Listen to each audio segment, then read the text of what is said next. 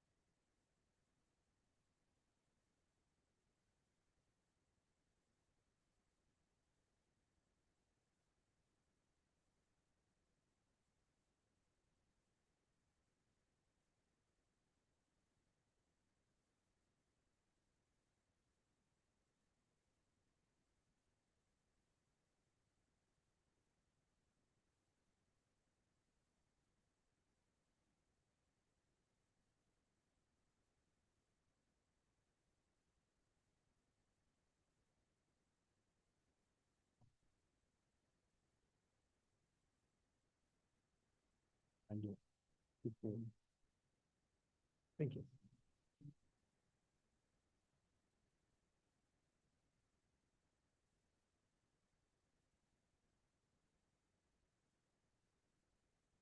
Good morning to everyone.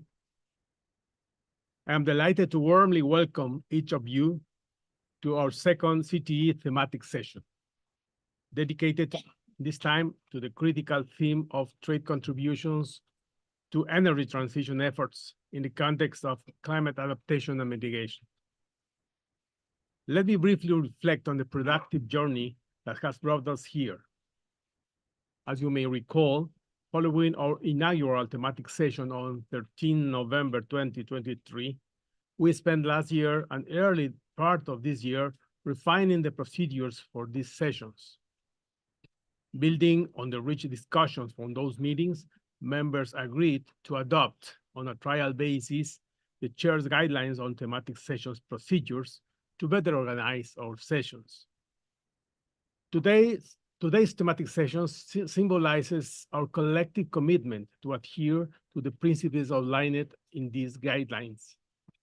It demonstrates our members' confidence that these sessions, although informal, will enhance and illustrate the work of the Committee on Trade and Environment. I extend my sincere appreciation to everyone involved in preparing this session. As we convene for what marks my final thematic session as CT session as chair and reflect on our achievements over the past few months, particularly with the launch of the thematic discussions, this new format must lead to a more relevant collective contribution from an international trade perspective to the current environmental challenges.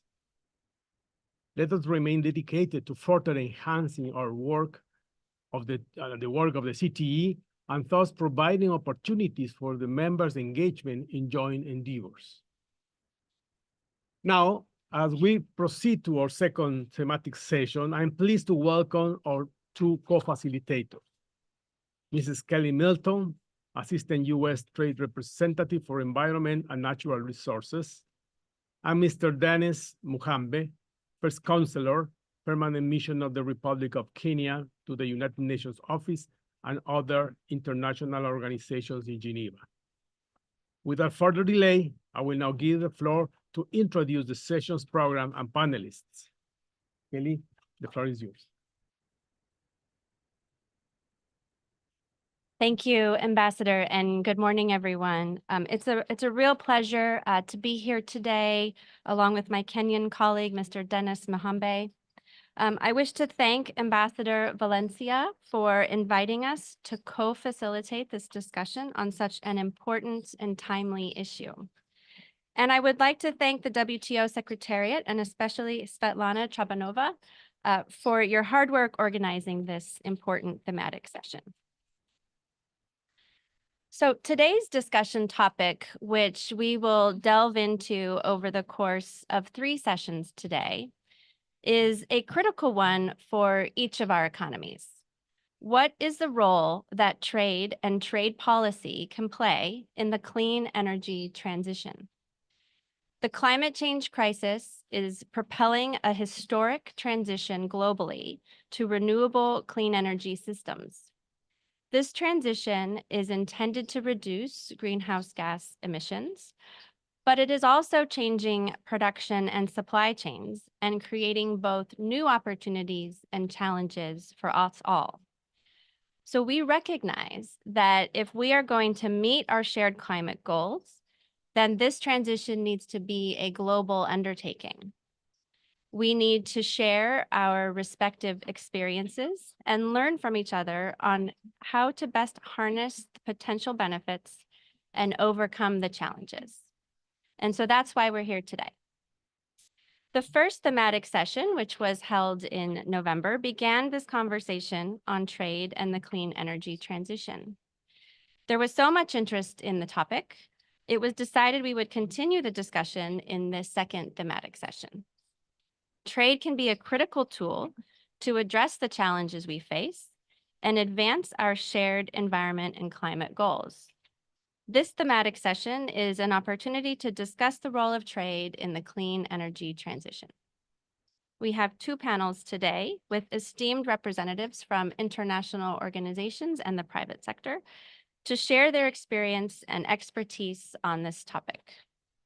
I'm looking forward to an insightful set of presentations and a thoughtful and substantive discussion with them and with all of you. Then in our third session, there will be another opportunity for members to share and reflect on our own national experiences and share these experiences and knowledge for the benefit of others. So I'm now going to turn it over to my colleague from Kenya, Mr. Dennis Mahambe, for his opening remarks, and then we will start the first session and introduce the panel. So Dennis, over to you. Thank you very much, Kelly, and good morning, everyone. It's my great pleasure to be here this morning as co-facilitator of this second thematic session of the Committee on Trade and Environment, focusing on trade's contribution to energy transition. I wish also to extend my gratitude to the Ambassador Valencia, the chair of the CTE, for inviting me to facilitate this session and for the leadership that he's shown in chairing the CTE. In addition, I'm grateful to the Secretariat, Svetlana, Ludivine, and the rest of the Trade and Environment Division for the support and efforts that they have invested in organizing this event. We continue to experience the devastating impact of the triple planetary environmental crisis of pollution, biodiversity loss, and climate change, with developing countries and LDCs bearing the most brunt. One of the ways to mitigate this adversity is to achieve the goal of limiting temperature increase to the 1.5 degrees Celsius target. And one of the ways is to transform the global energy sector from fossil-based to zero carbon sources by the second half of this century. We have reason to be optimistic as clean energy sectors have added nearly 5 million jobs across the world since 2019. And clean energy technologies are rapidly progressing and being embraced. Trade policies have an important role to play in this process, accelerating energy transition and ensuring greater benefits for all the people and regions of the world. To this end, we've seen governments adopting a range of trade policy interventions to speed up progress towards climate goals under their Paris Agreement. From taxation, regulations, and government procurement to domestic support and trade facilitation. Multilateral trade cooperation is essential if we are to make timely progress. Only through working together can we orchestrate a just transition that strengthens sustainable trade and finance flows, enhances capacities and development of technologies so as to leave no one behind. At the first CTE thematic session, the panelists provided an overview of clean energy transition and trade nexus.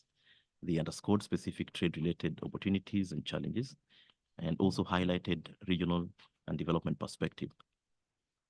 Today, our distinguished experts will have the opportunity to further delve deeper into how trade policy tools can fast-track progress in specific areas of clean energy. They will also share insights into how different trade policies could better interact and complement each other to foster members' common objectives of a clean energy transition. I also look forward to an exciting interaction with the panelists in these first two sessions and an enriching experience sharing session in the afternoon. I'd like then to invite us to proceed to the first session of the day. Our first session, which begins now and up to 11:30, is an overview of the potential trade impacts of clean energy transition, including sector-specific considerations. This session has three panelists who will make brief presentations on the rapidly evolving areas of clean energy with a focus on trade challenges and opportunities in specific sectors. I wish to turn to my colleague Kelly to introduce the panelists. Thank you, Dennis. So we will invite our panelists to the dais, please. And I would just note, I think we have one joining us virtually and two present with us. So please come to the table. Thank you.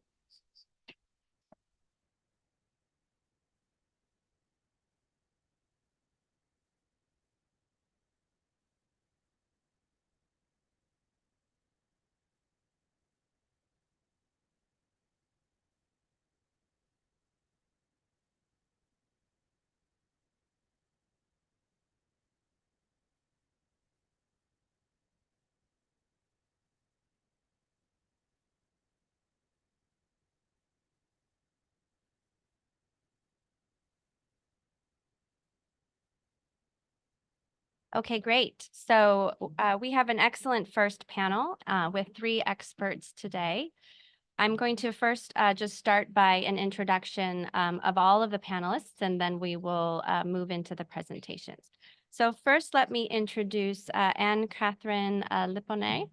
Anne-Catherine is an Associate Program Officer at IRENA's Innovation and Technology Center, where she focuses her analytical work on green hydrogen and innovation for the energy transition. She further facilitates global dialogue platforms on green hydrogen and derivatives. Anne-Catherine also serves as a member of the Mission Innovation Secretariat, where she works on strengthening access to robust evidence to map the progress of innovation within the energy transition, thereby informing effective decision-making. Prior to joining IRENA, she worked several years as a policy officer for green hydrogen and synthetic fuels in the public sector. Next, let me introduce Daria Nochevnik, Director for Policy and Partnerships at the Hydrogen Council and COP28 Special Advisor for Hydrogen. Daria has spent the last decade working in energy and climate policy and regulatory affairs, presently as Director for Policy and Partnerships at the Hydrogen Council and COP28 Special Advisor for Hydrogen. She is an experienced advisor to decision makers and C-suite leaders in hydrogen that are facing complex multi-jurisdictional challenges. Daria's expertise lies in climate and energy policy and regulatory frameworks for hydrogen, as well as market design for cross-border trade in energy commodities and environmental products, including carbon, guarantees of origin, and sustainability certificates. And finally, let me introduce Stuart Mullen, Chief Operating Officer at the Global Wind Energy Council, also known as GWIC. Yes. Stuart has over a decade as a senior executive in the wind industry, where he held executive management positions at MHI Vestas Offshore Wind from 2014 to 2021, and Siemens Wind Power from 2008 to 2014, where he oversaw the company's strategic relationships with governments, international institutions, and trade associations. As COO, Stuart oversees all commercial operations and expansion of GWIC. He specializes in establishing wind in emerging and next generation markets, expanding wind's impact in the green energy transition, unlocking the potential of floating offshore wind and other innovations, and advocating the transformational socioeconomic value of wind.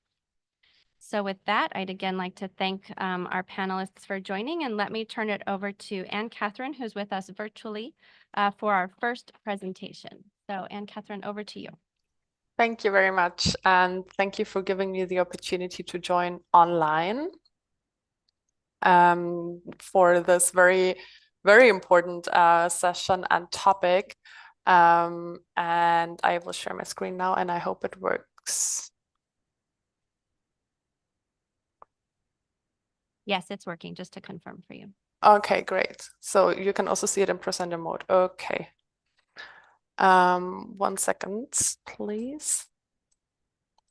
Okay. So, hello again, and thank you for the kind introduction. My name is Anne-Catherine Lipponet, and I will speak to you today a little bit about the energy transition in general, and speak a little bit about how where we stand right now, what challenges do we face. I will also speak about the progress that we have been making in the past years and decades, as this is the foundation where we need to build upon. And also I would like to speak about 2 examples where trade comes into play and why trade is so important for a successful energy transition and for us to go further on this journey. And yeah, so Let me briefly introduce you to IRENA. IRENA stands for the International Renewable Energy Agency, and we are an intergovernmental organization that is still quite young. We were established in 2011, and our headquarters is in Abu Dhabi, with one department based in Germany, Bonn, the Innovation and Technology Center. This is where I'm based, and we also have an office at the United Nations in New York. And we were founded, and our mandate is to promote the adoption and sustainable use of all forms of renewable energy worldwide. So we advise and support our member countries in their efforts to transition to a net zero energy system. And we do this in two ways, mainly. One is we also serve as a platform for international cooperation as an intergovernmental organization. And also we provide knowledge about the technologies and the recent developments. And everything I also will speak about today is publicly available online. So if you are interested in any of those topics, please go to our website, arena.org, and you find the information there in more detail as I can present today. So when we speak about the energy transition, what are we actually talking about? So the energy transition is so important for us to reach the Paris Agreement, as energy accounts for 2/3 of the total greenhouse gas emissions. So we really need to change what kind of energy we are consuming and how much we are consuming. And we need to be fast. As you can see here on this graph, we see the total final energy consumption globally from 2020, which was mainly based on fossil fuels. And what you can see on the right side is what we call our 1.5-degree scenario. This is our modeling assumption on how the energy systems globally need to look like in order to be compliant with the Paris Agreement. And as you can see, we need a major shift on how and how much energy we consume. So as you can see, we will need to transform to a system that is based on direct electricity, majorly coming from renewables, complemented by, for instance, hydrogen, and biomass, and also other energy sources. We need to increase the share of renewables in our energy systems, and we also need to change the way how we trade energy, and I will come back to that later. Here you can see again the total primary energy supply and how we anticipate it needs to develop between 2020 and 2050. So as you can see, we need to increase the share of renewables quite significantly.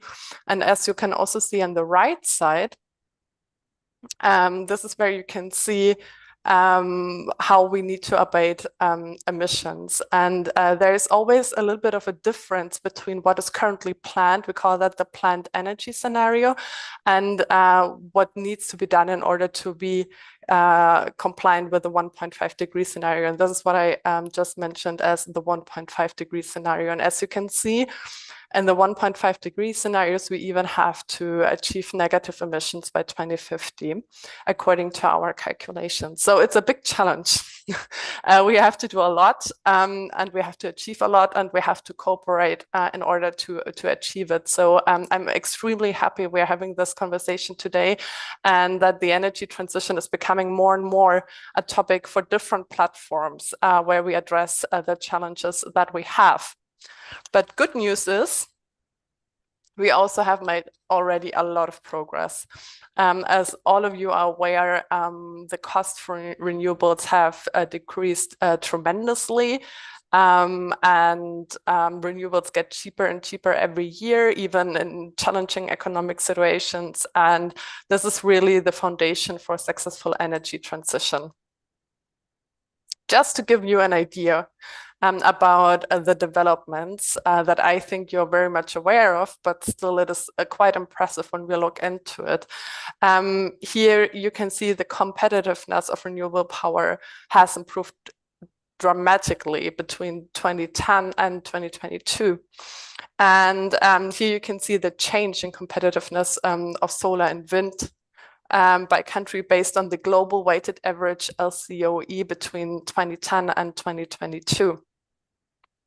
And we are monitoring those developments just to ensure we can see what's actually happening. And what we see is that innovation in the energy transition drives very fast. So here you can also see, and I think that is very interesting, that when we come to solar PV, it's actually cheaper than fossil fuels with newly commissioned projects. And here you can also see the increase of renewable shares in the annual power capacity expansion. I've mentioned earlier, we need to be very fast. We have to be even faster, but still those numbers are quite impressive. And we just need to progress on this path.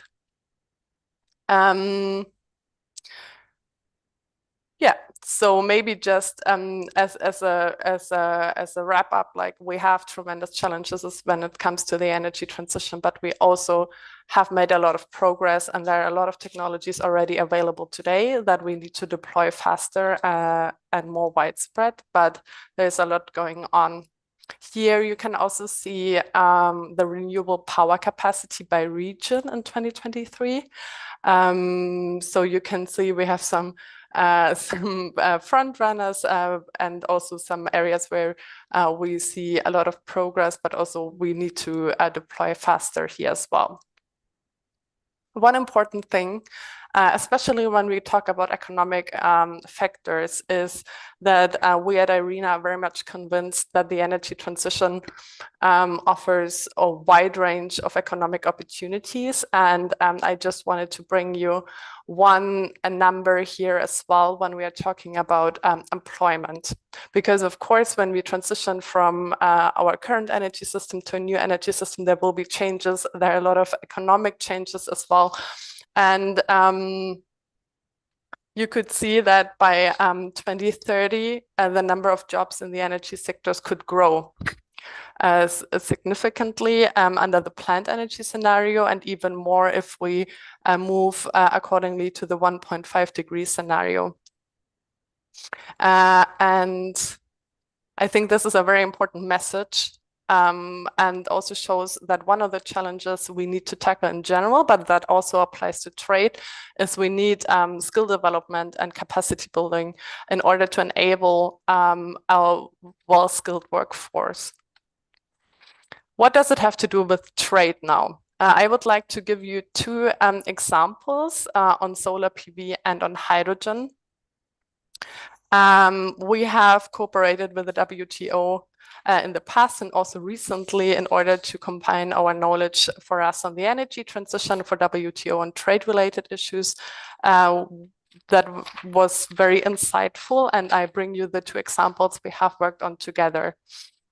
So as we change the way our energy systems are built, we also change how we trade energy.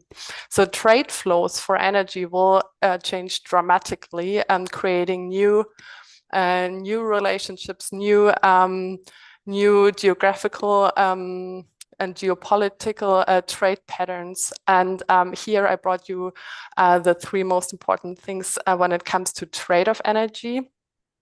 So we will have in the future, and we already have, but this will increase as we increase our deployment of renewable energies. We first will have trade in renewable and energy-related goods and technologies, and that includes the wide range of goods and technologies, and also services for different technologies, including solar PV, wind, batteries, and electrolyzers. Electricity trade will increase as well. And for that, we need to increase the interconnections. You can see on the right side the existing electricity interconnectors, and those interconnections have to be very stable and resilient. So this is another challenge we need to tackle and to ensure that stays like this. Electricity interconnections can be made between neighboring countries at a regional scale and possibly even intercontinentally, but this is also for the future a little more. So you can see that will also change mainly regional trade. Then we have trade and renewable energy fuels, and this is a little bit where my expertise lies, but also Daria will speak about this, is the trade and renewable energy fuels. I think everybody has heard about it. It is very much on the political agenda, green hydrogen, but not only green hydrogen, also hydrogen derived products as ammonia and methanol. And yeah, so this is those, in our opinion, are the three main factors when it comes to the impact of trade related to the energy transition. Here you can see our joint work with WTO on solar PV. Solar PV value chains globally and has increased a lot over the past 2 decades. So here we can already see a lot how trade and the energy transition are majorly interconnected and important to think together. Solar PV components increased significantly between 2005 and 2019. This is where we had the latest trade data, and the trade in these goods totaled slightly more than a 300 billion US dollars. One important enabler for trade, and I'm not tired to emphasize enough, is we need quality infrastructure as a trade enabler. Why and what is it? So when we speak about trading renewable energy technology related goods, we talk about new value chains and value chains that need to be resilient and also very safe. And quality infrastructure is a system of organization, policies, and a legal framework that ensures that those value chains are high quality and are safe, and also are tested regularly. So this ensures that not only investors, but also everybody else related to those value chains are sure that they can be confident the technologies and the trade is safe and regularly tested. Here I come to the second example I wanted to bring today, and that is hydrogen. And here I gave you an overview about the different things that will be traded in the future and are to some extent already traded today. And as you can see, it's a lot. So we will trade almost everything across the entire green value chain, coming from what is related to the renewable energy production, for instance, solar panels, wind turbines, and electric equipment, to the hydrogen production itself, but also transport, storage, and reconversion, and also for the use cases. And what we will also be traded is not only the equipment itself, but also services. And that refers to design and engineering services, operation and management, but also things like consulting, marketing, everything that is related to that. And also this graph comes from our joint publication with the WTO on international trade and green hydrogen that we published last year at COP28. And here I wanted to give you an example on how we also see hydrogen trade to play out in the future. So there is an increasing attention to hydrogen as it enables to transport renewable electricity to regions where there's not enough renewable deployment. So that's why it's also very important when it comes to trade. And we have made some calculations how much that actually will be.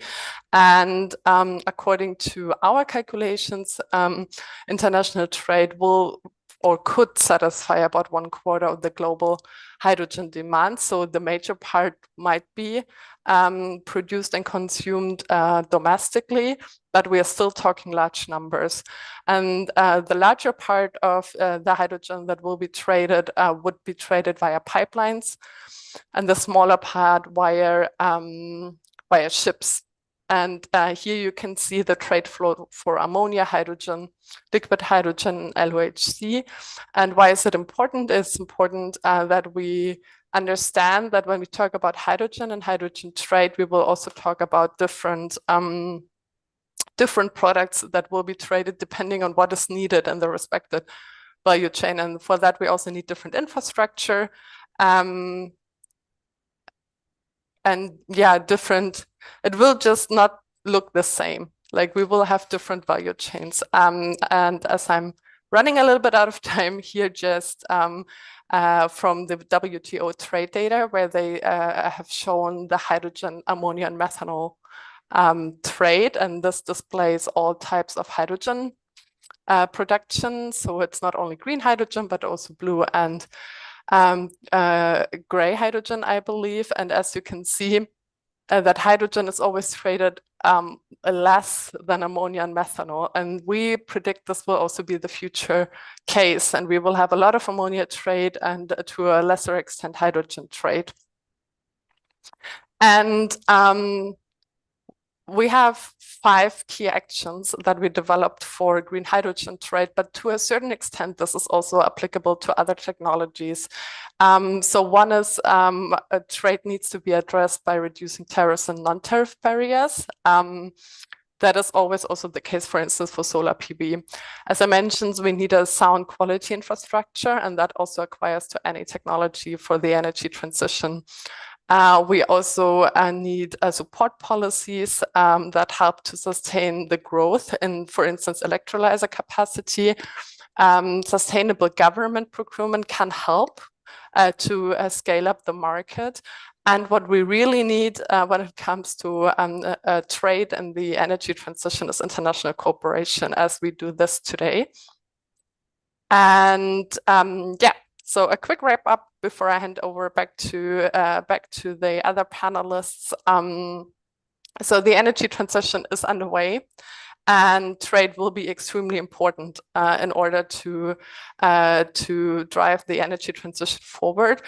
And the energy transition will change how we trade energy.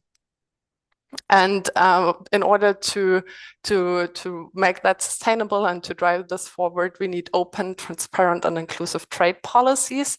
And of course, also a harmonization of technical requirements for products and services. And yeah, I would like to thank you very much for your attention. I hand over to the room again. Well, thank you very much, Anne-Catherine, for that very, very helpful scene setting of the challenges that we face, the progress that we've made, and certainly the general trade issues that are underlying the energy transition. I think this is a really important baseline of information for our session today. So now we're going to delve a bit more deeply into a couple of specific sectors, starting with hydrogen. So Daria, over to you. Thank you. Thank you so much, Kelly. And it's a great pleasure to be joining you today. I'm Darina Chevnik with the Hydrogen Council. And to those of you who may not know of the Council was actually established in 2017, very close to the location where we are now in Davos at the World Economic Forum, originally by just over a dozen of CEOs, and it has grown to a global coalition of nearly 150 CEOs of leading companies investing in hydrogen across geographies from the Americas, in Europe, to Africa and Asia Pacific. And we truly have data, sustainability, and safety as 3 key pillars of our DNA as we work on, first of all, collecting data and information about the status of the global hydrogen industry, supporting the development of global industry standards for, that includes, of course, sustainability and safety standards for the sector, and importantly, again, convening industrial leaders in hydrogen as well as decision makers. And we work very closely with our colleagues and partners in IRENA, in International Energy Agency, UNECE, UNIDO, and of course, we are very thrilled to be collaborating with WTO and exploring this collaboration further. So Anne-Catherine, I think, already painted a great picture on the development of the renewable sector, and I think that PV slide was definitely art gallery worthy, and we may have one more art gallery worthy slide to share here, looking at the hydrogen trade. But first, taking a look at where we stand in terms of the state of play and the state of the union of the global hydrogen industry. Where are we today? So globally, we have a project pipeline of more than 1,400 mature hydrogen projects announced globally across all segments of the value chain across geographies. And we really see continuous strong momentum, both in terms of announced projects and committed projects. And I'm going to talk about the latter in a moment. As you can see, the region where we are today, Europe, continues to be in the lead on announcements. And Latin America features second in terms of the volume of investments announced at 85 billion, followed by Oceania, North America, and the Middle East, and China. Now, interestingly, if we have a look at the committed investments. So what about the projects that are now maturing or indeed crossing the final investment decision line? So out of the total amount of projects, we see that about 310 billion are considered mature. So meaning that projects are in planning, advanced planning, or deployment phase. And when it comes to committed investments, China is clearly in the lead globally with about 12.5 billion in committed investments. And actually, this figure has nearly doubled within last year. We also see that this growth in China is primarily led by large projects located in central and northern China, in particular, accounting for the bulk of this investment. Now, North America follows suit with about 10 billion in committed investments, followed by Europe at 7.5 billion and the Middle East.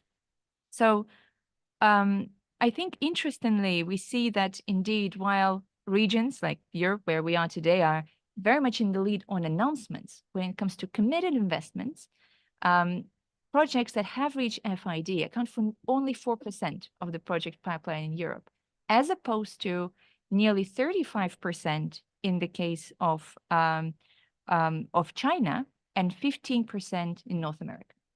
So I think it's interesting to see, to put things in perspective when it comes to announcements versus capital that has been committed. Now, of course, as Anne-Catherine mentioned already, you have seen the snapshot of the global map of renewable energy capacities. And if you add and layer also the low carbon energy capacities, you see that the demand pools and the regions with high amounts of production capacities for renewable and low carbon energy sources don't match. So the role of cross-border trade will be absolutely critical in staying on track with our net zero commitments. So for the energy transition to stay on course, demand pools such as Europe, India, China, Northeast Asia will require over 100 million tons per annum of low emissions hydrogen and derivatives demand in 2035. And we see that, and we expect that we see that there is already a diversity of technological solutions and carriers that are currently being developed by market participants. So we know that some regions and market participants are looking at the use of, for instance, liquid hydrogen, others looking at ammonia as a carrier. Some of the regions, including in particular Latin American countries, are looking at specializing in exporting, in particular, synthetic fuels. So we see that there is a diversity, a plethora of technological solutions that are emerging and will indeed be implemented across geographies. Piped hydrogen, again, will also play an important role for intra-regional trade, for instance, within Europe, where you have a strong network of brownfield natural gas infrastructure that will be repurposed for hydrogen. Same counts for China. Again, another key region where piped intra-regional trade will be critical. But we see that when it comes to ammonia, liquid hydrogen, synthetic fuels, definitely there will be substantial trade flows coming from Middle East, North America, Australia, as well as Southern American countries and Africa into Asia Pacific, Japan and Korea in particular, and Europe. What are the key facts and figures as we look at the development of cross-border trade? So we know that it is absolutely critical to meet our climate goals, but it's not only about the climate benefit. It's also about cost efficiency gains and socioeconomic value. So in fact, we know that our global energy systems are 80% based on molecules and only 20% electrons based currently, right? We know that direct electrification is going to expand, but clean molecules will play a critical role in enabling the transition to net zero. And we see that the development of cross-border trade flows between jurisdictions can help save at least 6 trillion in overall energy systems cost within the next 2 decades. So we know that the hydrogen trade will be global. It will cater for about 50% of global demand, 320 million tons per annum by mid-century. Hydrogen flows, of course, will be linking global regions, in some cases, as mentioned, intra-regional trade served by pipelines. Critical cross-border trade flows will be served thanks to the shipped hydrogen and hydrogen-based fuels. We see very similar with ARENA, about 50-50 split, right, in piped hydrogen versus that will be shipped globally.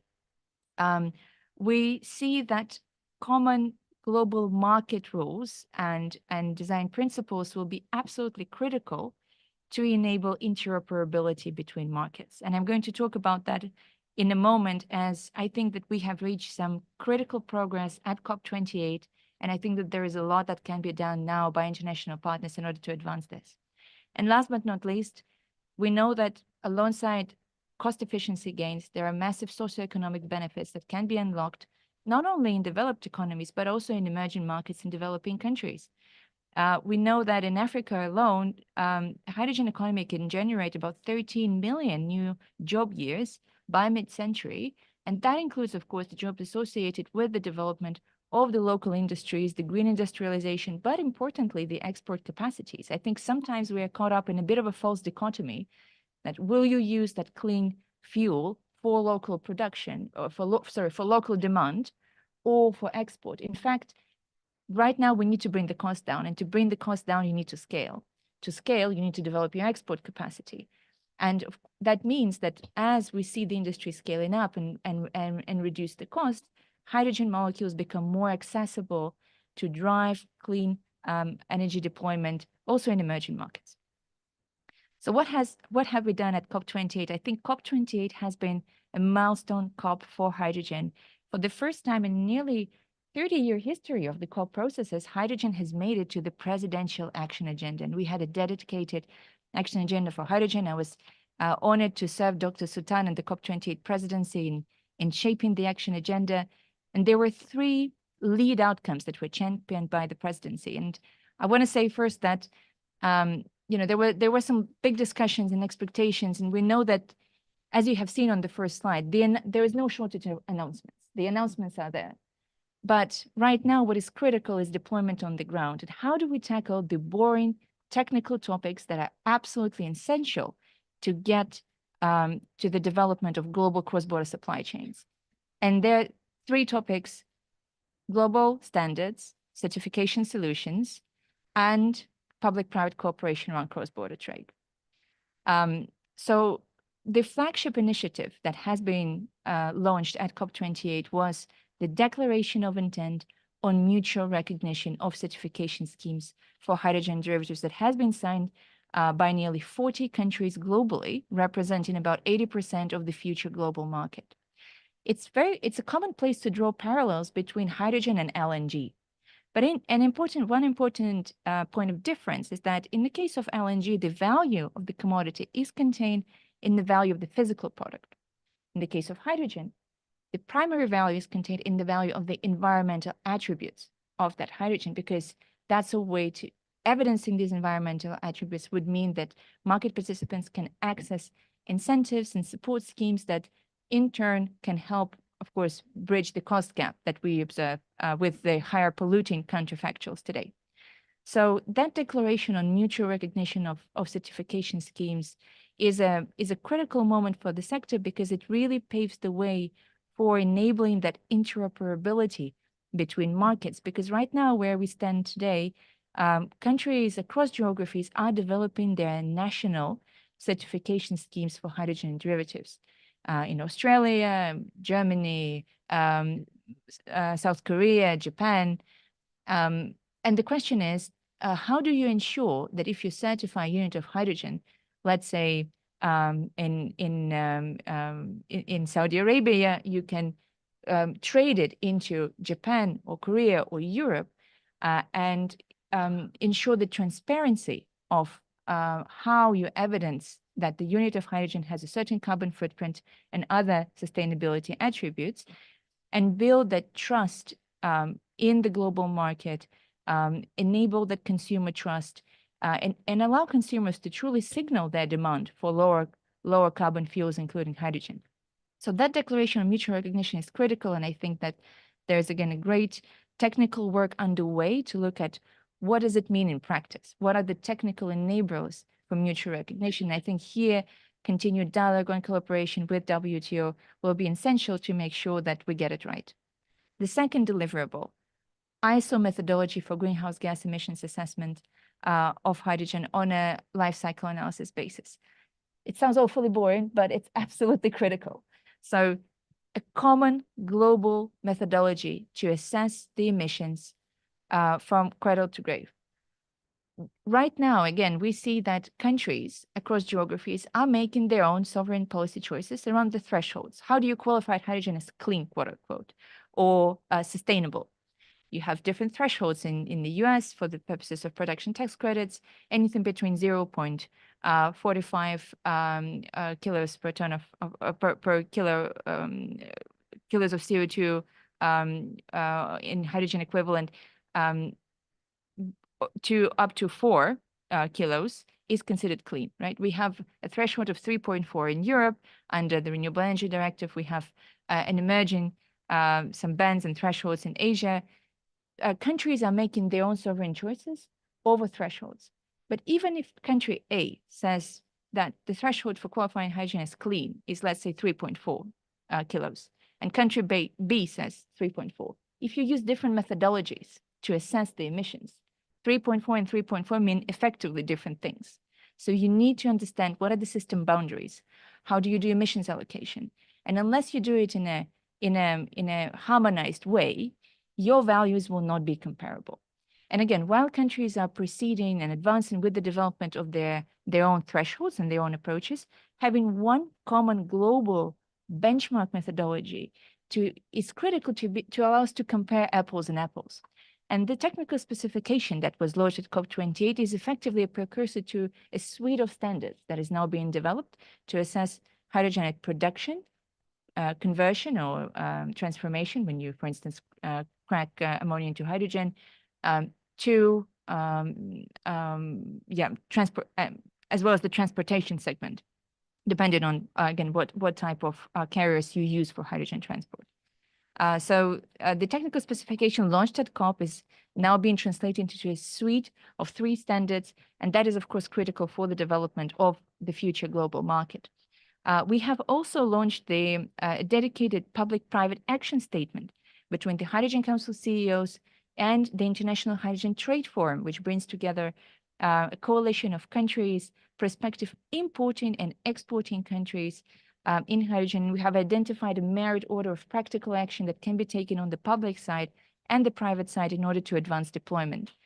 COP28 also saw the launch of a dedicated SDG compass for the hydrogen economy, looking at how can we actually unlock the socioeconomic benefit and the SDG benefit associated with the development of hydrogen projects, looking at business models and indeed policy frameworks. And we will be launching an SDG roadmap for hydrogen in the coming month. And last but not least, together with the great support of our colleagues in the US Department of Energy and International Partnership for Hydrogen and Fuel Cells in the Economy, we have launched a dedicated initiative on diversity, equity, and inclusion for hydrogen H2DIA, looking at how do we develop the next generation workforce, because skills will be also, again, a critical component for the sector. And we are delighted to be working with international partners on that. This is just a quick background on the COP moment, the COP hydrogen moment, and how we brought together industrial leaders and decision makers, international organizations, and global investors to launch the initiatives that I have mentioned.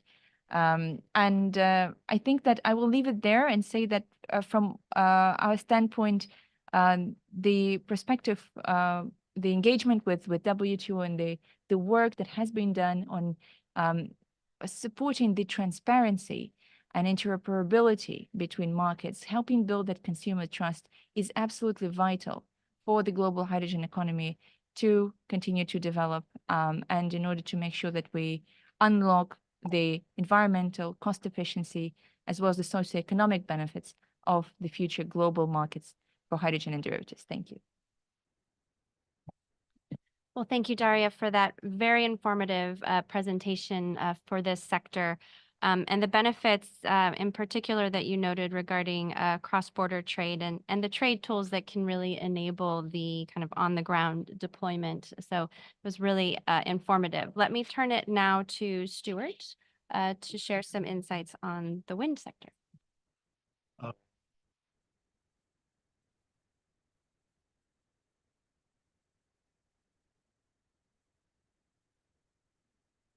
Thank you very much. So good morning. My name's Stuart Mullen and I'm the Chief Operating Officer at the Global Wind Energy Council, as Kelly said, better known as GWIC amongst our friends and family. GWIC is the peak advocacy body for the global wind industry and has been so now for almost 20 years. GWIC has played a major role in unlocking the potential of wind from an environmental, economic and energy perspective in many markets around the world. And today I'd like to provide some insight into the role of wind's increasing importance in keeping the world on a 1.5 degree pathway. And then take a look at some of the main trade-related opportunities and challenges that the sector currently faces. I'm here because GWIC believes that fair and transparent trade is essential to achieving the goals of a global energy transition and delivering its economic benefits. The slides that follow highlight the urgent need for enhanced collaboration between the wind industry, governments and organisations like the WTO to ensure just, orderly and accelerated energy transition. So to... Oh, don't have a... Got a bit of a technical challenge in swapping slides, so just bear with me for a sec. Sorry. I have to point it somewhere.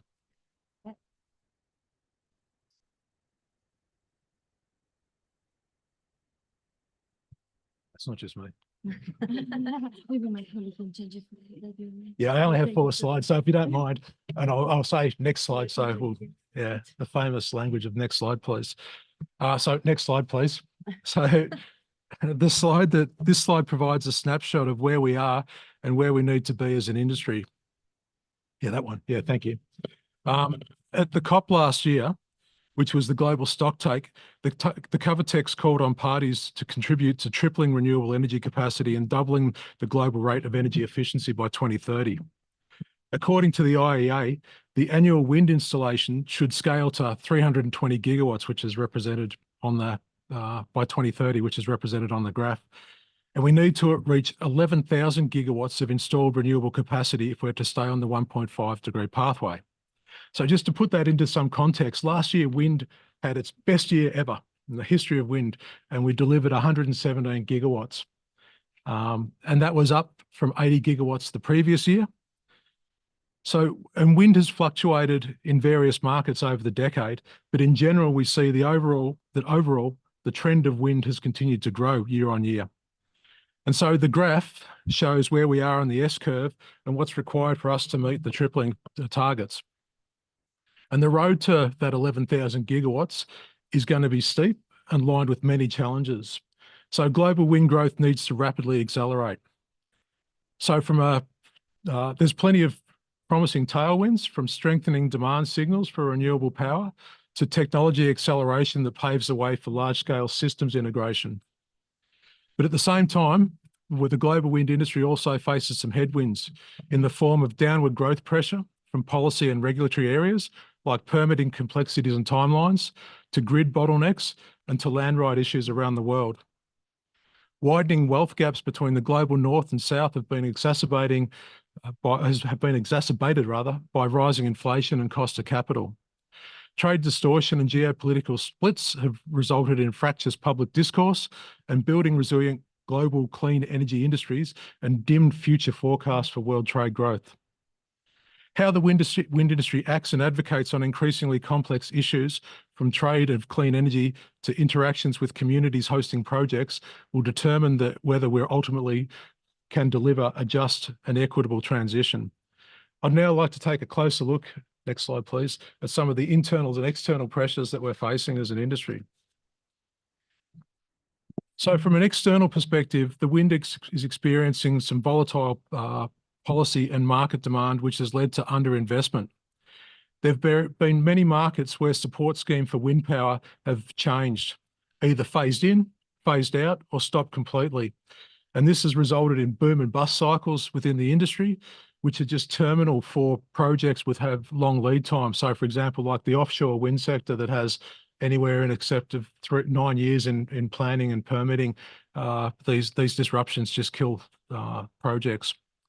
So inflationary impacts have also hit us in the price of commodities, labour and logistics. Combined with rising cost of capital, this is almost also impacting the investment case for wind energy projects and the supply chain.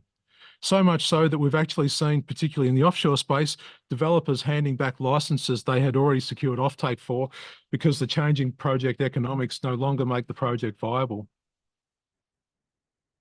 From a production point of view, the leading wind product hubs for wind are China, Europe, India, the US and Brazil,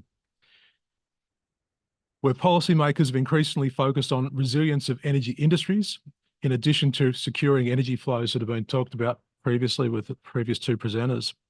But actors are hesitant to scale up production capacity due to uncertainty in future growth, in market growth. There's also new markets vying for their share of productions and a great temptation to link market volume and to in-market jobs and in-market manufacturing. We also have some internal pressures. So as an industry, we know that we have to be ready to scale. Unfortunately, the stop-start nature in some markets make it challenging to adjust production capacity. We've also had what's known as the curse of rapid innovation in the wind industry, which is where the race for ever larger turbines has meant a shortening of R&D cycles and development cycles, and it's also been challenging for the wind turbine manufacturers to recuperate their R&D spend. And it also is hampering the wider wind supply chain, its abilities to achieve economies of scale. So the race to the top's also has also led to the inability of the supporting infrastructure to keep pace. So, for example, things like vessels, foundations, and ports also need to follow this upward trend of innovation. As turbines get bigger, vessels need to be larger, ports need to have more redevelopment and bigger infrastructure invested in these. So these factors have fueled a race to the bottom in terms of costs, though the auction pricing that we've seen has really driven costs down, combined with the race to the top, thinking of turbine size and growing technical risks and low serial production. So GWIC engages with governments across the world on striking the right balance between local content, cost competitive and market growth. GWIC also provides the only truly global industry dialogue for manufacturers from all geographies aimed at collectively setting the optimal conditions for healthy global supply chains and long-term sustainable growth. GWIC is collaborating with stakeholders from around the globe to the national levels on addressing these challenges and remains open to working with relevant partners for these crucial changes. In actual fact, at the IRENA General Assembly last week, GWIC also kicked off 2 developers forums in collaboration with BCG that looks at these particular issues, one for developers and one for manufacturers that look at specifically at trade. Can I have the next slide, please? I thought it might be interesting to share a little bit about how the wind supply chain looks. And so here you can see that the wind supply chain touches all aspects of many sectors, so mining, refining, manufacturing, assembly, and transport and logistics. It's clear also from this that you can see that the green is at the bottom is represents China, and China has built up a scale-driven and backwards integrated industry through steady market expansion over the last decade. China's been the strongest example of a growing production wind hub, with a leading role in the global market for material refining like steel, aluminium, rare earth materials, and manufacture of key components like gearbox, converters, generators, and castings. It's interesting, though, that its overall share of the finished wind turbine actually remains pretty low, and most Chinese production is for China. So interestingly, in terms of a trade balance, which is the share of global trade generation relative to the share of global new installations from 23 to 25, China does hold a positive trade balance, but India's is even higher, showing that it's punching far above its weight class as a production hub for the supply chain. The point is that there's a tremendous opportunity for less concentrated global supply chain driven by market growth and geographical diversification. So finally, just to wrap up, if I could have the last slide, please. So we've got some key takeaways here. To round out the presentation, I'd like to provide some of the takeaways that will help build a sustainable supply chain for reaching the tripling target and that foster a fair and transparent trade environment. So overly complex permitting procedures, grid bottlenecks, and impractical price signals at auction are leading to increased uncertainty for project investment. Governments, industry, and civil society must work together to address policy and regulatory barriers and increase the volume and predictability of wind growth. We need to collaborate to build a secure global supply chain with healthy managed competition. As I mentioned previously, many regions and countries around the globe are forecast to fall short of the wind capacity needed to meet their 2030 climate targets due to a lack of support and policy measures. So for policymakers, we need to focus on accelerated planning and grid connection, measures that can ensure sustainable electricity pricing and returns on investment, and the availability of competitive financing. Implementing these measures are more likely to create a foundation for growth and a sustainable regional supply chain without the need for distorted market competition that can undermine the speed, cost, and equity of a global energy transition. The global supply chain for wind is highly globalized, which necessitates enhanced collaboration to maintain healthy competition. Maintenance of the global supply chain requires healthy relationships amongst trading partners and cooperation within the trading system. Trade policy should foster competitive industries, not push higher costs onto the end users.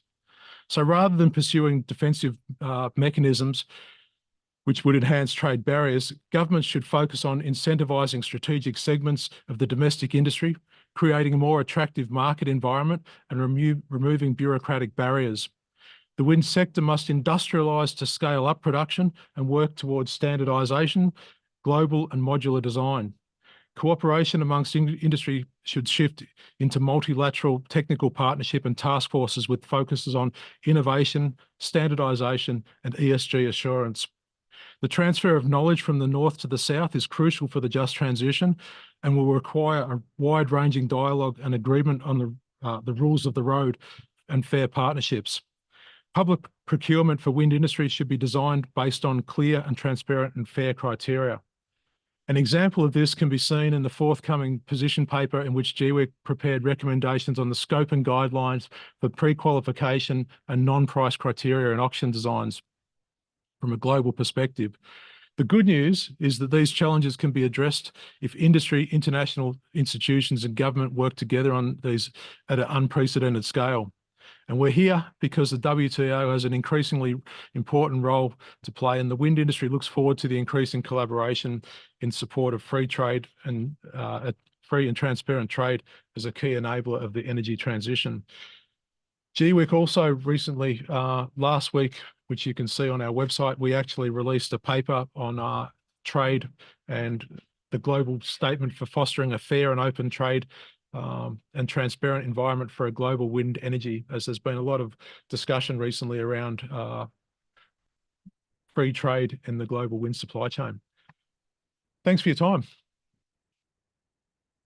Well, thank you, Stuart, for another insightful presentation. I think certainly I'm hearing some common themes around issues related to, the need for rapid acceleration, economic opportunities, including skilled jobs, and trade really as an enabler to overcome the challenges to deployment. So I think all of that has been a really useful scene setting for our session today.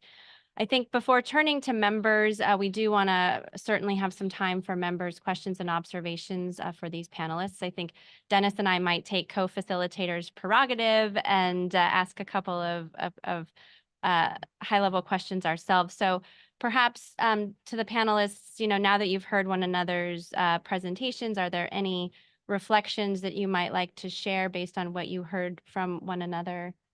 Dennis, I don't know if you had another question. Well, thank you, Kelly, and the panelists for that enriching presentations. In addition, more broadly, we'd like to hear your thoughts on our guiding questions regarding trade-related opportunities and challenges that from clean energy transition. Are there any trade tools that you think will be most relevant for this transition? Thank you. Yeah, thank you so much, Kelly and Dennis. And I think just to pick up on the last presentation from Stuart, I think that we're very much aligned in terms of how we see these constraints in the supply chain development. For renewable hydrogen today, the costs have risen between 30 and 60% globally because, of course, the electricity price component is, of course, an important component for renewable hydrogen price. And in some cases across geographies, we see that electricity prices are going up 30%, right? So, and of course, we also see some supply chains constraints that you have alluded to that are currently not helpful, and the lead times associated with permitting processes. And I think that, again, there is definitely, so I think our worldview is very much aligned, and there is, at the same time, there are some very good examples of countries where I think that some of the permitting processes have been accelerated, which resulted in higher pace of deployment. And I think that the other aspect is we see that carbon pricing instruments and carbon border adjustment can also serve as an important incentive to make sure that indirectly incentivize the deployment of clean energy sources in some of the countries where the bulk of the industries that are producing these sources are located. And I think that personally, one of the key, I think, areas for discussion and further consideration is how do carbon pricing instruments come into play, and what impact could, in particular, carbon border adjustments play on the availability and on the cross-border trade in clean energy products, including, of course, clean molecules. And I think that this is one important question into which I think it would be very helpful to do a deep dive as a follow-up. Just some suggestions here. Thank you. Yeah, so thanks for those observations also. So in relation to permitting, I mean, we have to remember that, for example, wind power has been going since the early 70s. We've been pretty much doing wind power projects like we've been doing wind power projects since the day one. We actually understand the impacts that wind turbines have within the environment, and we take all necessary precautions to minimize those wherever possible. apparently, I've heard figures, there's been like up to 80 gigawatts of offshore wind projects stuck in permitting in recent years. Of those 80 gigawatts, we know history will show that like 95% of those projects will actually eventually be permitted and they'll receive their permitting. So we're kind of getting, it's really easy to put up an objection and because we know what those objections are and they're the same in every single market. But also we actually need to know as decision makers, we need to know that there are mitigation measures that have been taken by industry and that we are really concerned as a incumbent. I mean, as a renewable energy source, we can't be doing damage to the environment. We have to be better than the incumbent when it comes to that. So we are focused on making sure that we actually deliver these environmentally friendly projects. One of the other things on Anna Katrina's presentation, she had a graph where it showed the price of wind power and how much wind power has come down. I've been in the industry for 20 years now, and when we were first starting out, we used to very much focus on, the narrative was very much around about, oh, you know, we have to get the price down, we have to get the price down, we have to be more competitive. And so even though we have so many more social and economic values that add value to the actual price or the actual value of energy generated from wind power, we've still been focusing on price. And so that's fine. We can do all of the cost out we like. We can bring in these bigger machines, but it comes at a consequence, and it comes at and we're starting to reap the rewards of that, or the consequences of that at the moment. So we are, as I did mention, we are seeing this this race to the bottom in terms of price and race to the top, and greater expectations being placed on more countries wanting more local content in their market to actually justify their investment in wind power. So, I mean, wind power has a global footprint in terms of its supply chain. So there are some components that are going to be best suited to the global market. There are going to be some components that are best suited to a regional production, and there are going to be some components or some aspects of wind that are going to be suitable to local or hyper local, particularly around these long-term service jobs. So there's a whole range of things. So I think that we need to actually, as a society, start to look at, okay, it can't be just a pure price that we consider. We need to consider some of these socioeconomic factors as well when we're evaluating one form of generation against another. Thank you. And Katrina, I see your hand up as well, please. Yes, thank you very much. I would like to echo some things and also advocate a little bit what you have just said, Stuart. Like, yes, like the entire conversation when we talk about the energy transition has progressed a lot. So we started with, we need to bring down the costs, but now we see there are other barriers that really are crucial when we need to remove them when we want to progress in the energy transition, and permitting processes is a really good example. And I would like to advocate for really looking now into those issues and also share best practices. What we do at IRENA and what I found very inspiring is we had a collaborative framework for offshore renewables only on permitting, to learn how different countries address those issues. And it is really important to do that.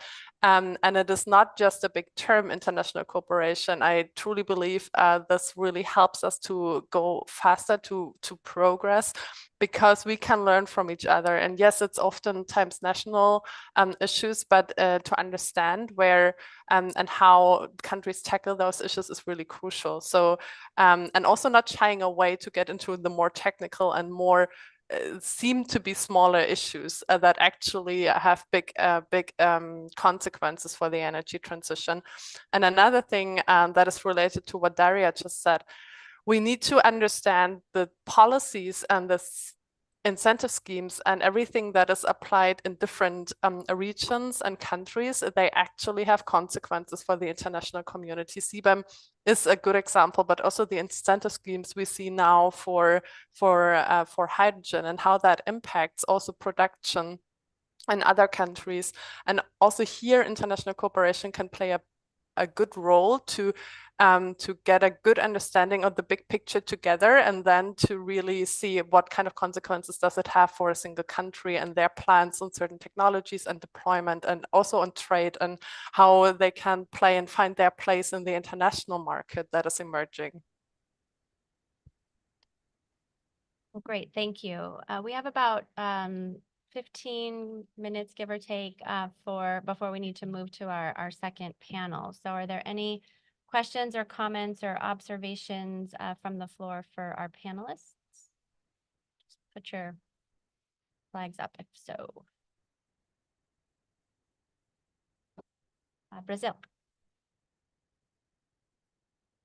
Thank you very much. And I wish to extend our gratitude to the co-facilitators for organizing today's thematic session, and also to commend our panelists for the excellent set of presentation, really a very insightful, very good reference for our debate. And a point made by the Hydrogen Council that really resonated with us is the need to foster a certain sense of coherence between taxonomies and standards for green hydrogen. And we know that that can be challenging, given that this is still a bit of a novel technology, something that's still breaking new ground, and new techniques for reforming are emerging with a certain frequency. Just to give an example, in Brazil, we are exploring a technique for reforming based on ethanol that has a life cycle net emission of 0 or even negative when associated with carbon capture techniques. And my question to you is, how can we have this debate on the coherence of taxonomies, of standards for green hydrogen in a way that is versatile enough to address these emerging techniques, but still ensures the integrity of the assessment of life cycle emissions for green hydrogen? Thank you.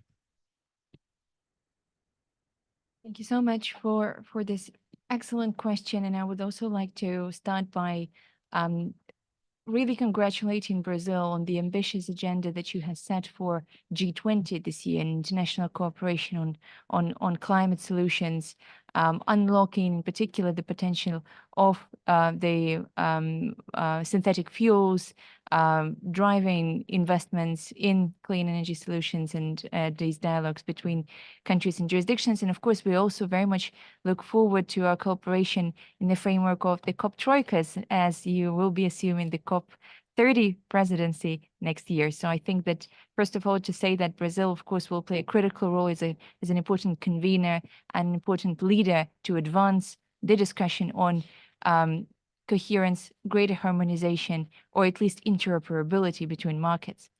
I think you're absolutely right that countries across geographies, again, are inevitably pursuing different policy choices when it comes to the types of incentives, the types of qualifications that are being put forward for hydrogen derivatives. But I think we absolutely need to continue working on common denominators.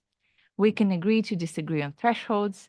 We can agree to disagree on some country-specific qualifications, but we do need to use common denominators for instance, assessing the emissions, because otherwise that, of course, would lead to inevitably to A, market fragmentation, and B, the increase in transaction costs for the market participants and barriers to the development of cross-border trade. To give an example with certification, for instance, a given certificate, what is the use of certificate? It basically evidences that a given unit of hydrogen has, let's say, a certain origin, that it was produced in a given location from certain feedstock. It has a certain environmental footprint. And the value of for instance, the environmental footprint, it can be indicated in line with the national climate policy. For instance, we have the US Clean Hydrogen Standard, the UK Low Carbon Hydrogen Standard, and other types of national, effectively public policies that lay out the methodologies. And you can also add effectively an indicator of what would be the value in line with a common global standard. For instance, could be the ISO methodology for assessing the production of different types of hydrogen. Just to give us common to foster the development of a common language, to be able to compare apples and apples. I think that this is critical. And I think the second item that will be critical is to continue working on the implementation of the country's commitments to mutual recognition of their respective certification schemes. Brazil was one of the countries that signed the Declaration of Intent. I think that you're contributing to the work, to the technical work on the ground. And I think advancing, taking stock of where we are today, what are the pilot projects between countries on mutual recognizing their certification schemes? How can we advance that to make sure that once the industry takes off and we actually see more volumes of hydrogen and derivatives being exported and imported across jurisdictions, we actually have the relevant software infrastructure, not only the hardware infrastructure, but also the software to enable the cross-border trade. In LNG, we have currently, contracts and units that are free on board. They can land in Japan, in South Korea, they can go to Hamburg, and the given LNG vessel can be diverted depending on the destination market. If you were thinking, if one would think of a synthetic fuel, that would be again on a vessel. Right now, it would be very challenging to do that because, of course, you would not necessarily have clarity on whether or not, as a producer, you would be able to access a given market with your certificate, whether it would qualify, in your destination market. So I think these discussions and the technical work on this is absolutely fundamental for us to see the development of those cross-border trade flows come through. And that in conjunction with looking at what are the impacts of, again, the carbon border adjustments and the relevant other carbon pricing instruments, also looking at what about the role of, the Article 6 instruments, the way they are shaping up with the ITMOs and, of course, some of the voluntary carbon market solutions that could incentivize the production of renewable and low carbon fuels in countries and regions such as Africa, for instance. But how do we ensure that we really build trust in these software solutions and infrastructure? And the answer is through working on these type of instruments as certification, ensuring we can speak a common language and enable interoperability. So I think it's an excellent point, and very much look forward to continuing this conversation. Thank you, Daria, and thank you, Brazil, for the question. I see the European Union, and then we have Colombia online. So EU followed by Colombia. Thank you very much. And thank you also for the presenters for very good presentations. I think you have already answered part of my question by answering to the Brazil, but I was just wanted to push you a little bit further, maybe on this question, particularly on discussing the methodologies for hydrogen, green hydrogen. How do we establish the footprint? Because I think this is one of the key elements also for the certification schemes that are being done. Do you know if there are any projects or countries already cooperating in that regard, and what type of work they are doing, in which fora, so that we can also see a little bit? And I've also had a question maybe to Anne-Catherine from IRENA in terms of a good examples of cross-border trade on electricity, particularly because I think when it comes to electricity market and grids, it's always a little bit of a sensitive, I think, particularly if we are speaking of using this. It's a question also of the security for the countries and so on. So if you have some good examples of cooperation between the countries in the different regions on this one. Thank you so much. Happy to take the first question, and again, thank you so much for it. I think on the technical level, when it comes to cooperation on certification, I would point to the work of the IEA's Technology Cooperation Program Task 47. It's a dedicated task that is currently co-led by the US and Japan, and it comprises technical experts from across geographies looking at the technical solutions for mutual recognition. And I think that would be a great platform also for you and colleagues to explore and get involved. And there are ongoing discussions about, the pilot projects between countries to consider practical, solutions for that mutual recognition between certification schemes that are being developed. I think a lot of countries are more or less in the same phase where they're targeting go live for their certification schemes within the next 2 to 3 years. We have some countries, for example, like South Korea, that are a bit more advanced and are pushing ahead, Germany as well. But otherwise, I think that everyone is sort of targeting a similar timeline for the go live. And I think that the example of the Task 47 under the IATCP is a good one to consider, engagement and collaboration, as well as the IPHE, International Partnership for Hydrogen Fuel Cells in the Economy, that have a dedicated platform for discussion on certification in government-to-government format strictly, right? So happy to, of course, share further information and explore opportunities for your involvement. And I think it's interesting how, of course, in the European Union, we see there are multiple compliance frameworks, of course, and we have the Renewable Energy Directive with a certain set of rules and qualifications. We also have the EU ETS, emissions trading system, and we have the CBAM. And you need different types of certificates to qualify for each and different types of frameworks, right? And that adds, of course, a layer of complexity. And right now, we know that there is ongoing work to understand whether there could be a level of interoperability also within the systems. But of course, it's not trivial, and we appreciate that there is work underway to explore that. But I think that right now we also hear, in particular for developers and project developers outside the EU, some of the qualifications, for instance, relating to it's a very technical issue about the union database for certificates and how economic operators or the specific project developers outside of the EU could access and basically submit the relevant claims for certificates within the database. There is a wealth of, I think, technical issues that are currently under discussion to ensure that, in fact, there would be a possibility for third country producers to access the database, and indeed for the independent voluntary certification schemes, as they're called in EU legislation, to be able to certify those producers for the purposes of exporting volumes of the renewable hydrogen or derived fuels into the EU. So I think a wealth of interesting technical issues there, and of course, keen to continue the discussion. Thank you. Anne-Catherine?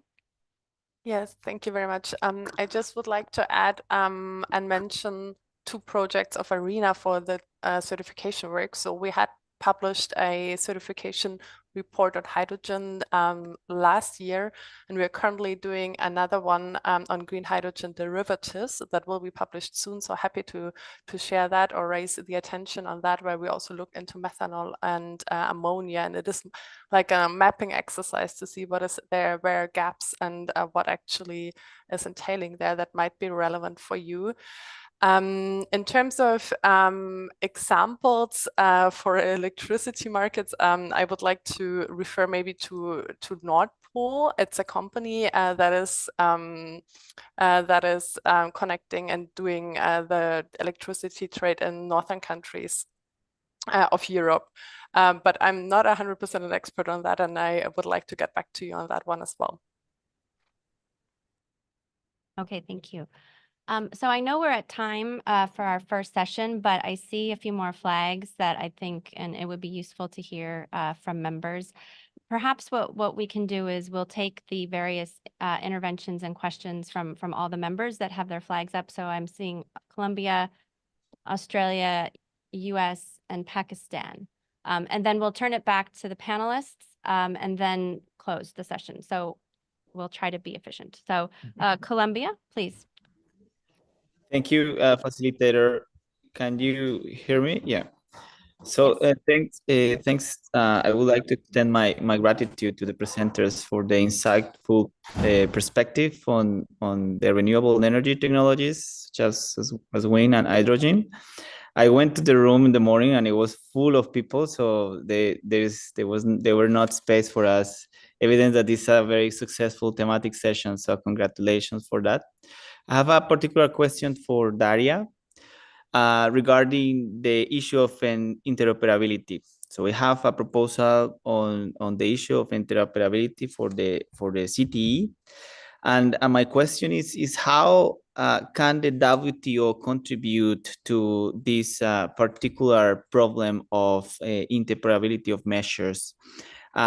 Should we? Which is your view on the role of the WTO? Should we try to have a similar declaration or enhance a similar declaration of mutual recognition of schemes like the one that we made in the COP? I ask this because I think there is a sense of the need for coherence between these kind of activities and declarations and in the WTO and in the COP. And also, I have a question related to the recent study of the WTO on carbon prices, which it use other parameters, diverse parameters like the level of development, the historical contributions, technical capabilities, among others. And I would like to also have a hint from your side on this study from the WTO on carbon prices. And in general terms, for all the presenters, there is also the developing member perspective. So these technologies are seen only as the consumer perspective from some of the WTO members, and how the WTO can be integral part of the production, or how can we enhance the placement of developing members in the production value chain of these renewable technologies. And I will leave it like that. Thank you very much. Thank you, Colombia. We'll come back in a moment to the speakers. Australia, please. Thank you. I'd also like to just echo my thanks to the co-facilitators and the panelists for the interesting presentations this morning. And also great to see a full house here this morning. But Gustavo, there is one spare seat next to me if you want to come down for the afternoon. I'll save it for you. And I also have a fairly similar question, but I'd like to ask it for all the panelists about the role of the WTO. So do you think there's anything the WTO could be doing better or doing that we're not already doing to address these questions and accelerate the renewable energy transition? And yeah, specifically on hydrogen, we also signed up for the Declaration of Intent at COP28, and we're developing our Guarantee of Origin scheme, which we'll talk more about this afternoon, I'm sure. But keen to know what role you see for the WTO in harmonizing these various standards and certification schemes. Thank you. Thank you, Australia. United States. Thank you, co-facilitator, and thank you to the presenters for very super interesting presentations. I know we're running out of time. I did have a quick question, I think, to Anne-Catherine.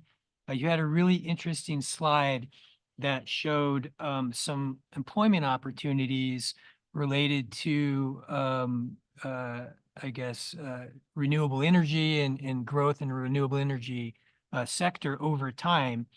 And I think, Daria, you had a similar slide that showed 13 million jobs could potentially be produced in Africa by 2050.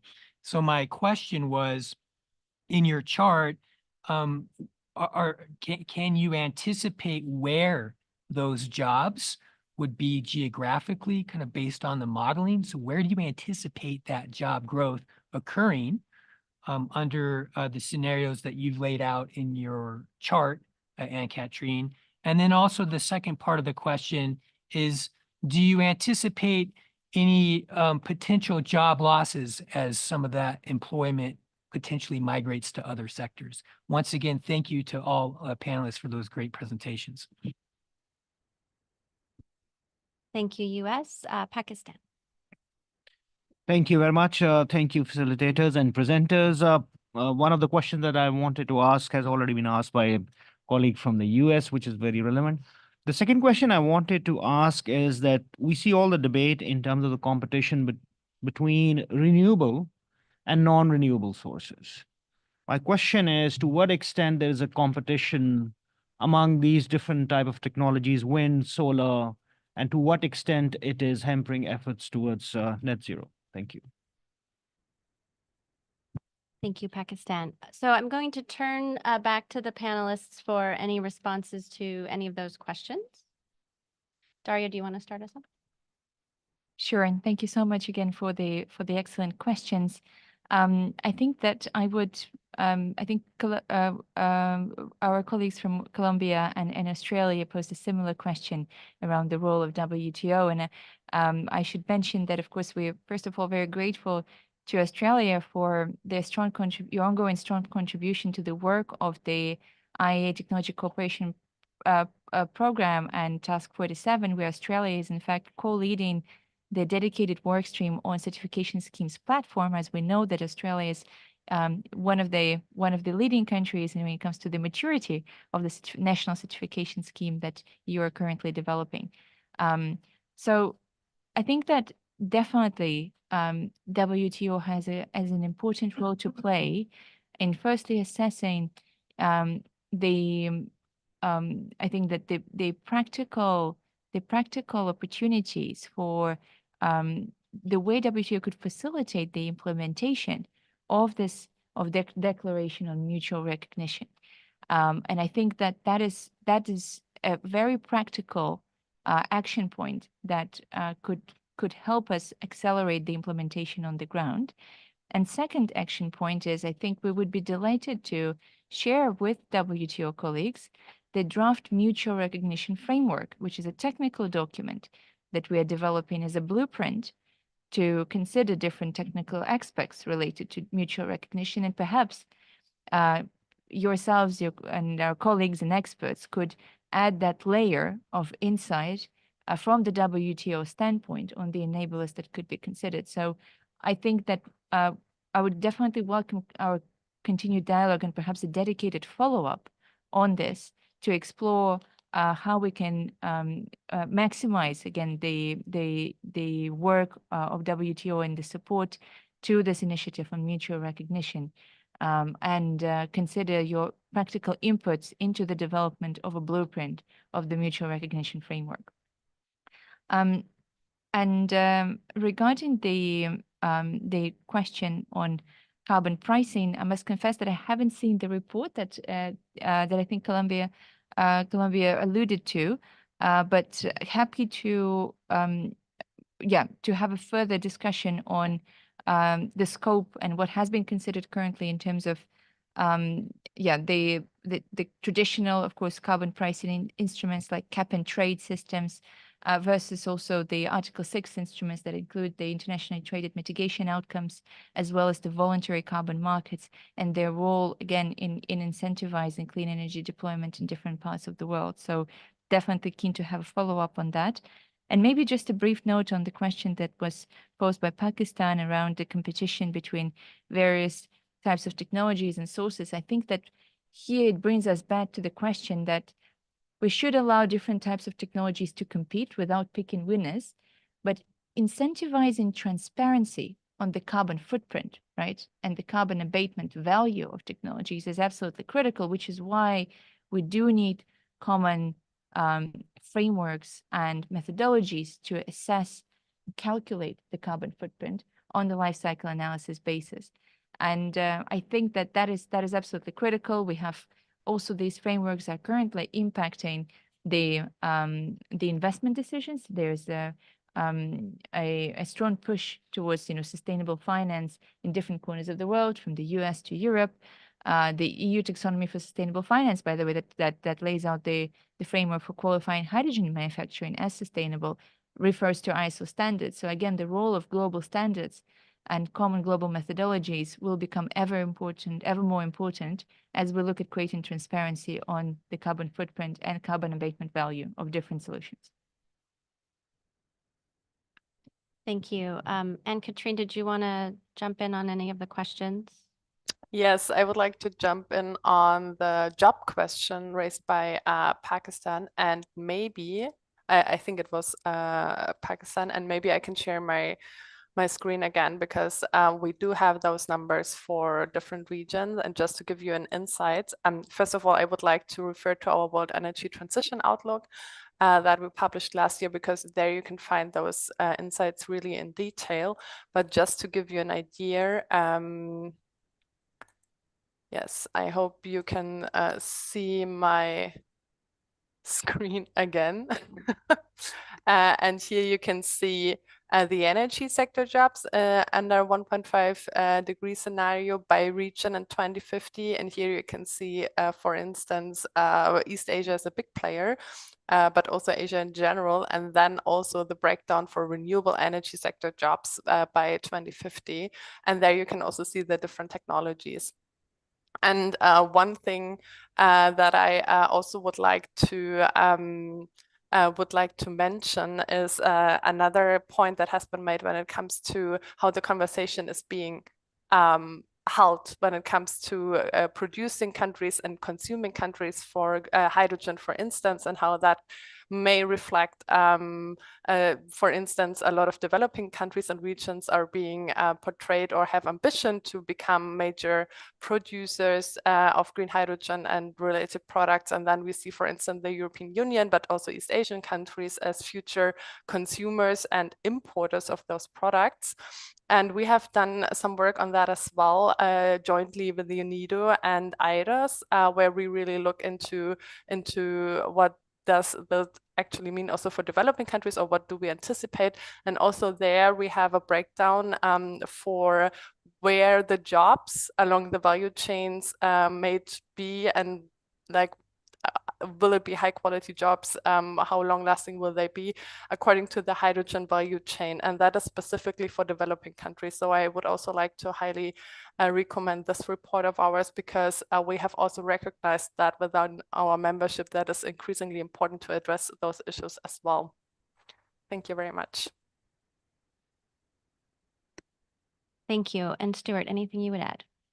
Yeah, just to round it up from a wind perspective, I can hear that the flow of the energy is the focus in the room. So from the global, Pakistan raised a question about the competition between renewables. So for last year's COP, the Global Wind Energy Council actually created or co-created the Global Renewables Alliance, which is an alliance between 6 renewable technologies, the Global Solar Council, wind, hydro, hydrogen, long-term duration and storage, and geothermal, that we actually got together to actually go to COP with a single agenda.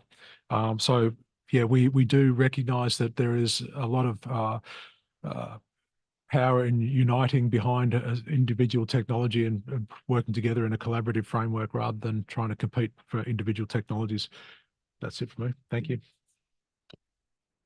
Oh, thank you, Stuart. Okay, one more word, Gary. Yeah, apologies. I realize I haven't addressed the question on jobs. So our assessment is that hydrogen economy can contribute to creating at least 30 million jobs globally by mid-century. And we see that there's a huge opportunity for upskilling and reskilling the workers that are currently employed by the traditional oil and gas sector, and ensuring that, of course, that these jobs are transitioning to the clean hydrogen and derivative sectors. And I think that that is a tremendous opportunity in countries where the industry is already well developed, like in the United States. And we see that there is, of course, very strong support also by the trade unions in the development of the manufacturing capacities in the US, because that, of course, provides opportunities for job creation and benefits for local communities in regions. And of course, we also very much applaud the efforts of the US DOE in ensuring that this community benefit component is an important part of the hydrogen hubs framework that is being developed. Thank you. Okay, thank you. And thank you to our esteemed panelists and to members for the insightful questions. Dennis, I think you have a couple of closing thoughts. Well, thank you very much, Kelly. I'd also like to join you in thanking the panelists for their robust presentations in terms of experiences from international organizations at IRENA and sector-specific, that is hydrogen and wind. I also would like to thank the participants for the thought-provoking questions that you've posed to the panelists, and even the answers that I believe have been satisfactory. In terms of the my take-homes, I've captured a few pointers here that I think would be important to highlight.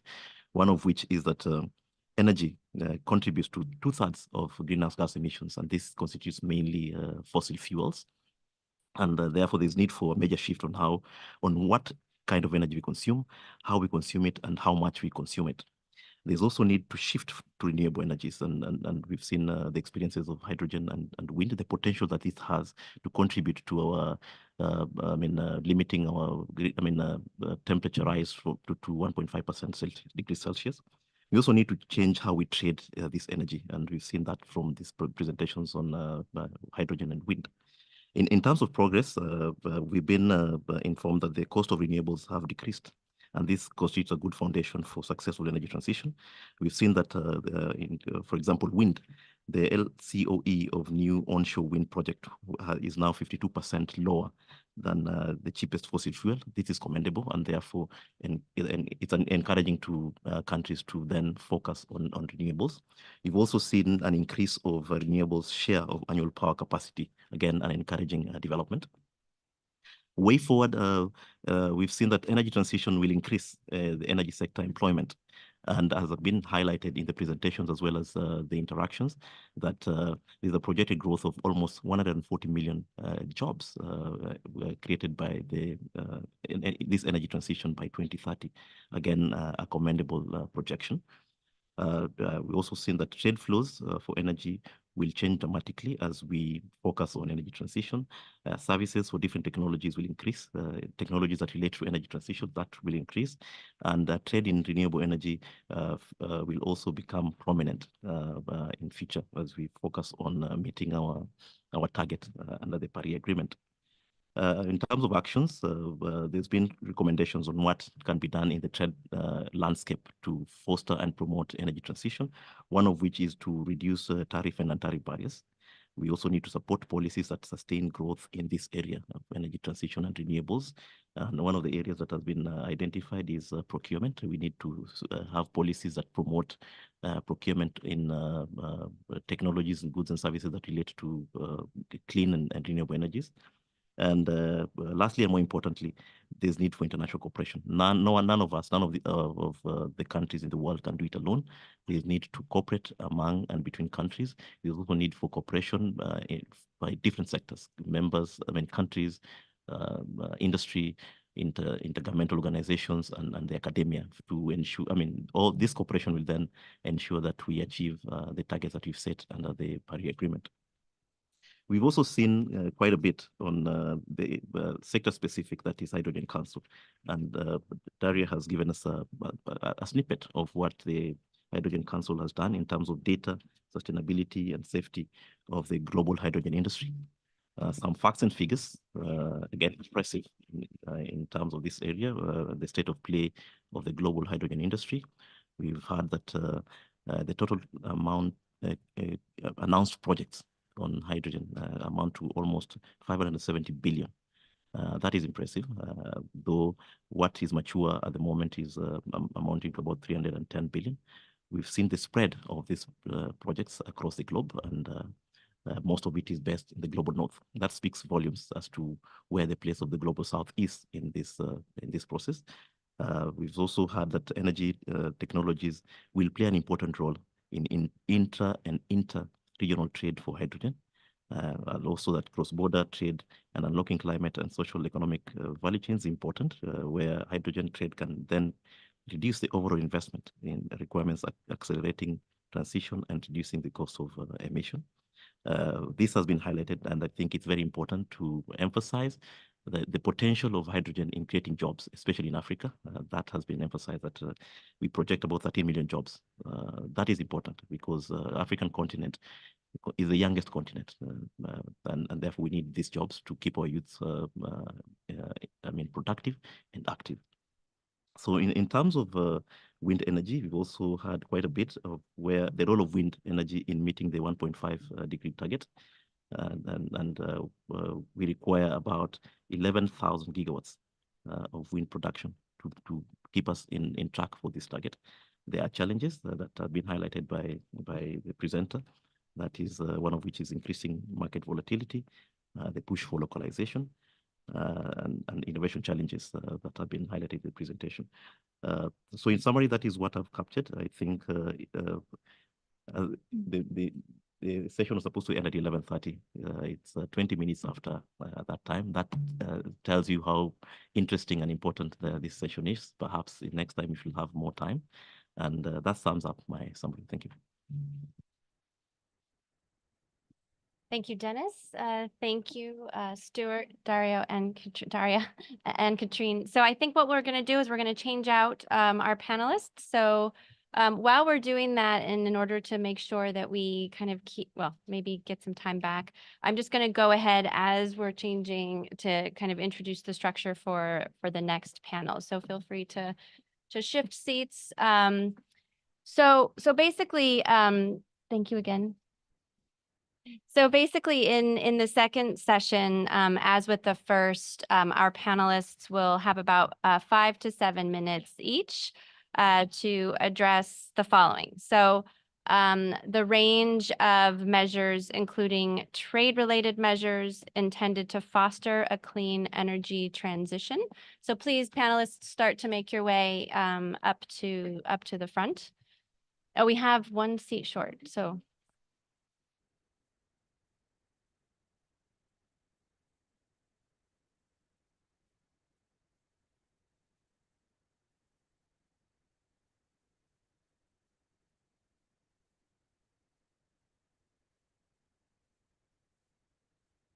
Okay, so we're one seat short on the dais. So what we're going to do is invite our first 3 panelists. That's you. That includes you.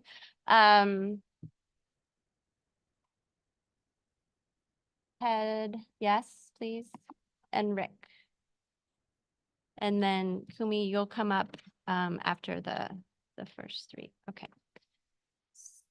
So, so as we're getting settled, let me just revert back to the explanation of our session. So we'll have the panelists address each of the following, the range of measures, including trade-related measures intended to foster a clean energy transition. Given the diversity of these measures, how these different measures potentially affect incentives in the marketplace and in trade, and consideration of how different measures and potential future measures could better interact and complement each other to foster their common objectives of a clean energy transition. So presentations will then be followed by Q&A with the members in the audience. So we had to stagger our panelists on the dais. So Dennis, I'm going to turn it over to you to introduce our panelists. Thank you again, Kelly. It's again looking forward to another enriching and interesting discussion. We have a panel of 5. I'll introduce them. The first speaker for this session is Christian Nebel. Christian Nebel is an economist, economic affairs officer at UN Trade and Development. That is the formerly United Nations Conference on Trade and Development. He manages technical cooperation projects and provides advisory services on trade policy and negotiation strategy. His research focuses on non-tariff measures and regulatory cooperation and their impact on regional trade agreements, climate change, and food security. He was a visiting lecturer at the World Trade Institute. Previously, he worked at the International Trade Center. He studied international economics at the University of Tübingen in Germany and in Buenos Aires, Argentina. The second speaker is Ted Moya Mose. Ted is a lawyer, academic, a consultant, and entrepreneur with expertise in energy, environment, technology, and sustainability. He advises on legal issues related to renewable energy, climate change, and sustainable development. His research focus at the University of Oxford centers on the role of law in the just transition to a low-carbon future. He works with international organizations, governments, businesses, and communities on implementing sustainable practices to address the legal challenges to the just energy transition, sustainable development, and sustainable trade and development. The third speaker for this session is Rick Ziegler. Mr. Ziegler is the Director for Trade and Multilateral Affairs at UL Solutions in Washington, D.C. He focuses on international stakeholder engagement, including OECD, APEC, and WTO, and trade policies to advance consumer safety and trust, alongside the energy and digital transitions. He has previously worked with the U.S. Environmental Protection Agency for 17 years and also spent 4 years as a hydrological engineer.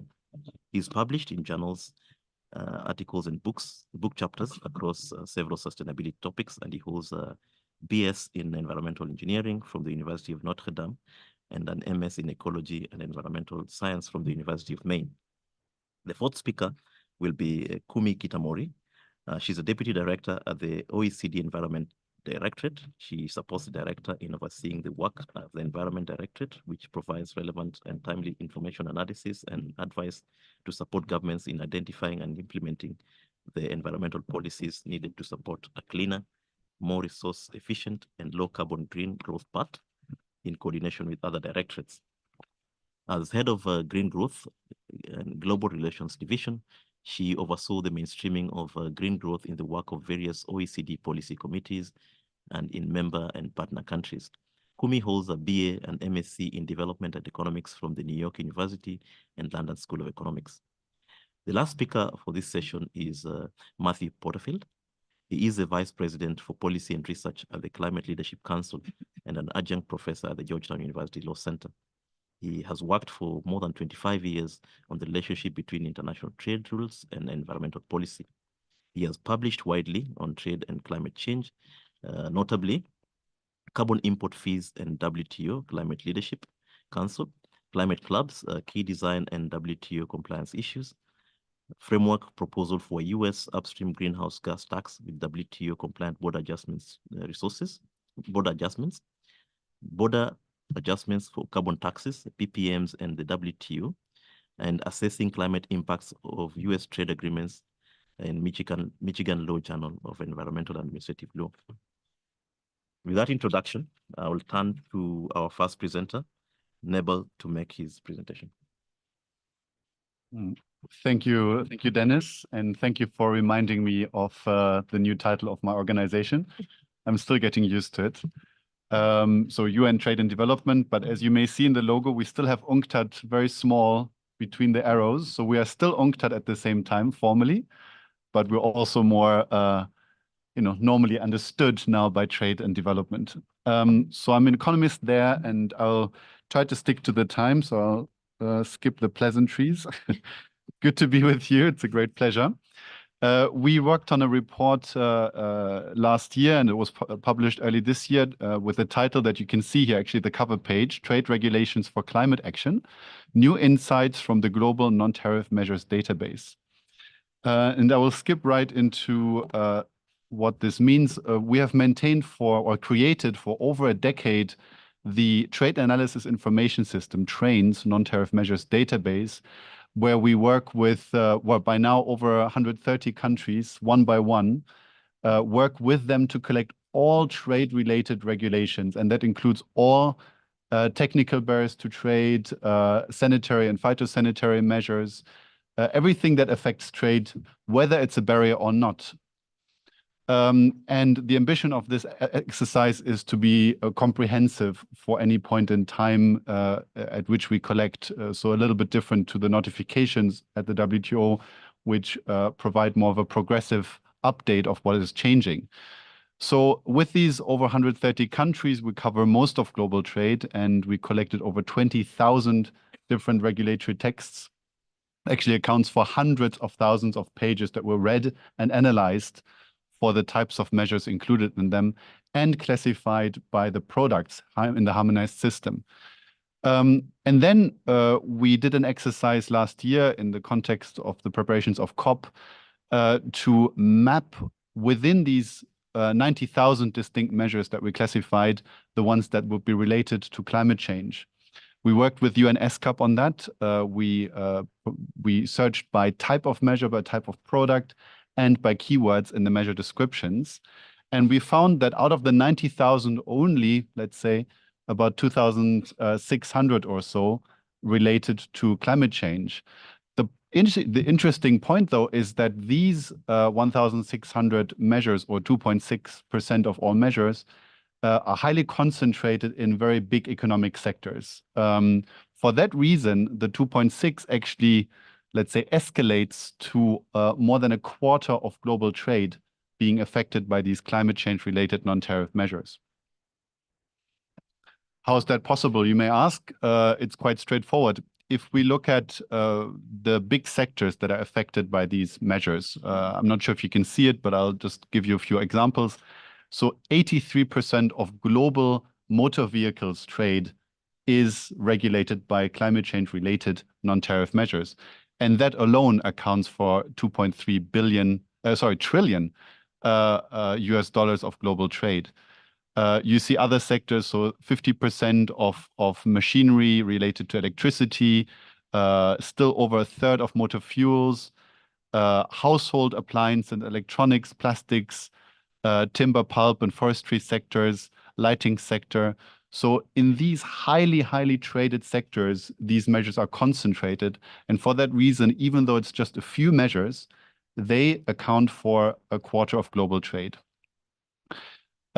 We find that if you go by trade value, unsurprisingly, high-income countries, developed countries, as well as the largest middle-income countries account for the largest chunk of these climate change-related NTMs, just because they trade in these goods more than others. But if you look at how many regulations countries impose to regulate these products, these climate change mitigating non-tariff measures, you'll actually find that low-income and other middle-income countries regulate just as much these products as high-income and the large middle-income countries. So it's not really a story of rich versus poor, regulating more or regulating less. You'd actually find that the low-income countries regulate ever so slightly more, but because they trade less in these products, the trade value affected is lower. But it's not a lack of regulatory effort. To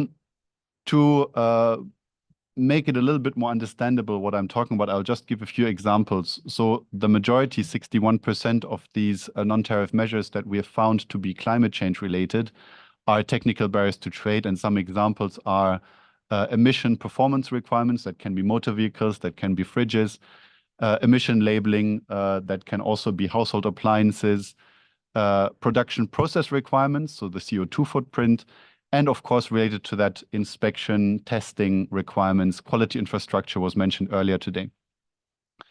For quantitative restrictions, which account for about 60% of these measures, they're often related to the Montreal Protocol with hydrocarbons and ozone-depleting substances.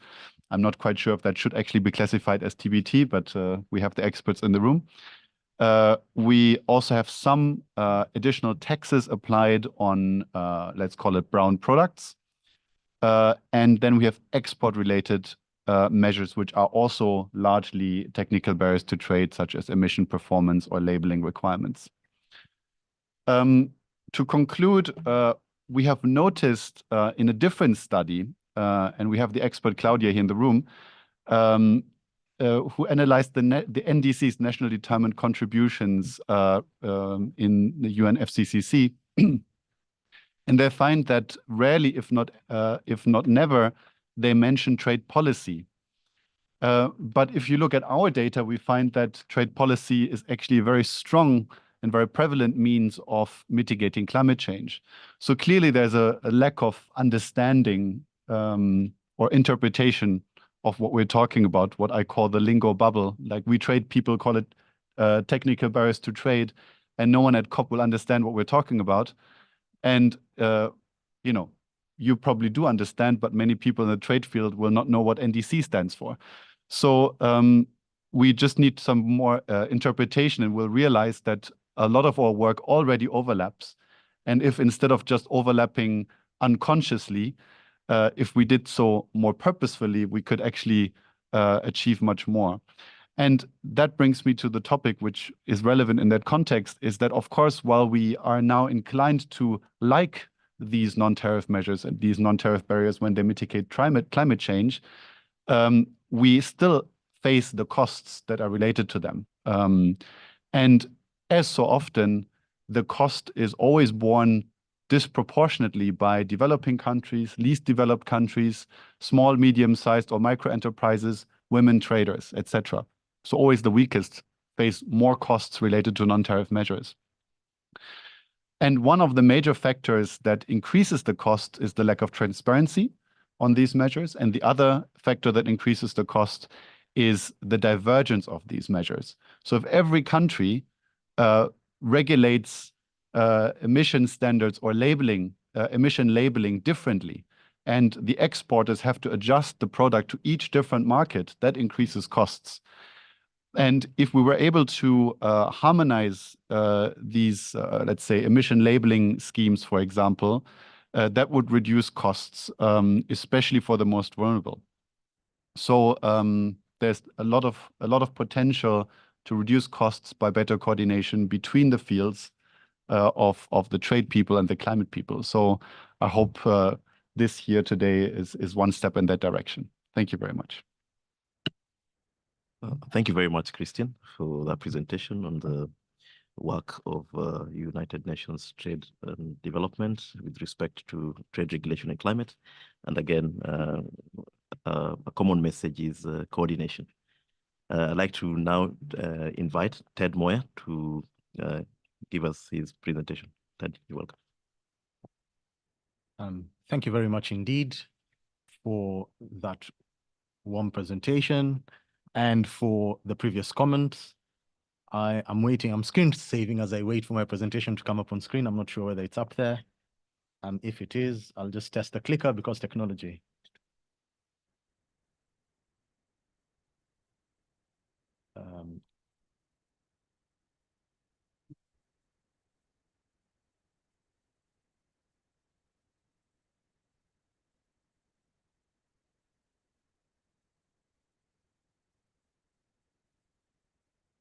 Excellent. So I'm told I should do the next slide method. So as has been said before, so I'm a lawyer by training and practice, and some of the slides that you're looking at will be academic because I'm currently based at the University of Oxford, but I also work as a lawyer and I also advise a tech company. So I work both from the academic and theoretical side, and we try and solve problems at the more technical side. Because I can't see the screen, I'll just use mine and say next slide. So if there are 4 things from my presentation that I would ask you to remember is number 1, what is the transition? Why must we do something about it? What are the linkages to trade? And how may we address the challenges or seize the opportunities that exist between trade and climate for a sustainable future? So I presume we are at the overview. Yes, we are at the overview. I think I've already taken too much time. So next slide, please.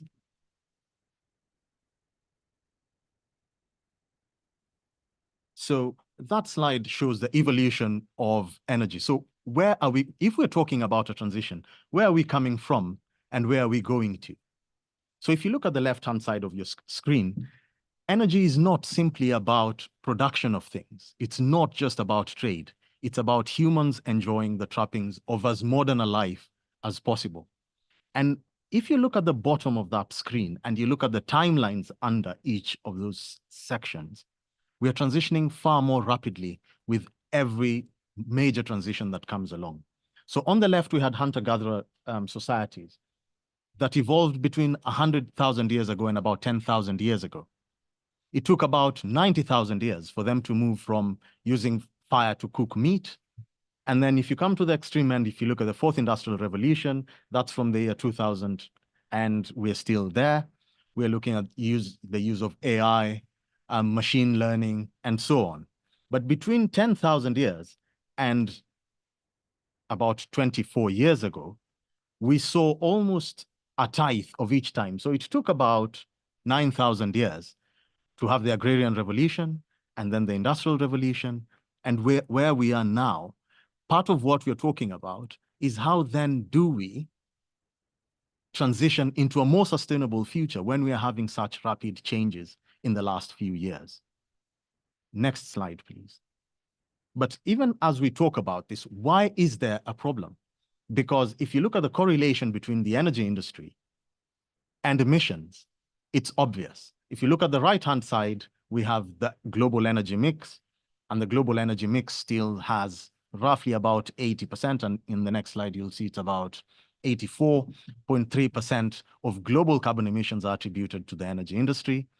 About 70-something% still remains fossil fuels that are used for production.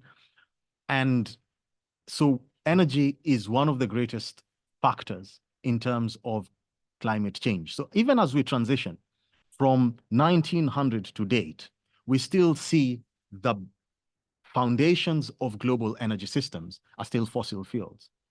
But what are the linkages to trade? Trade is attributed to between 20 and 30% of global carbon emissions, and that depends on whether you're looking at direct or indirect emissions.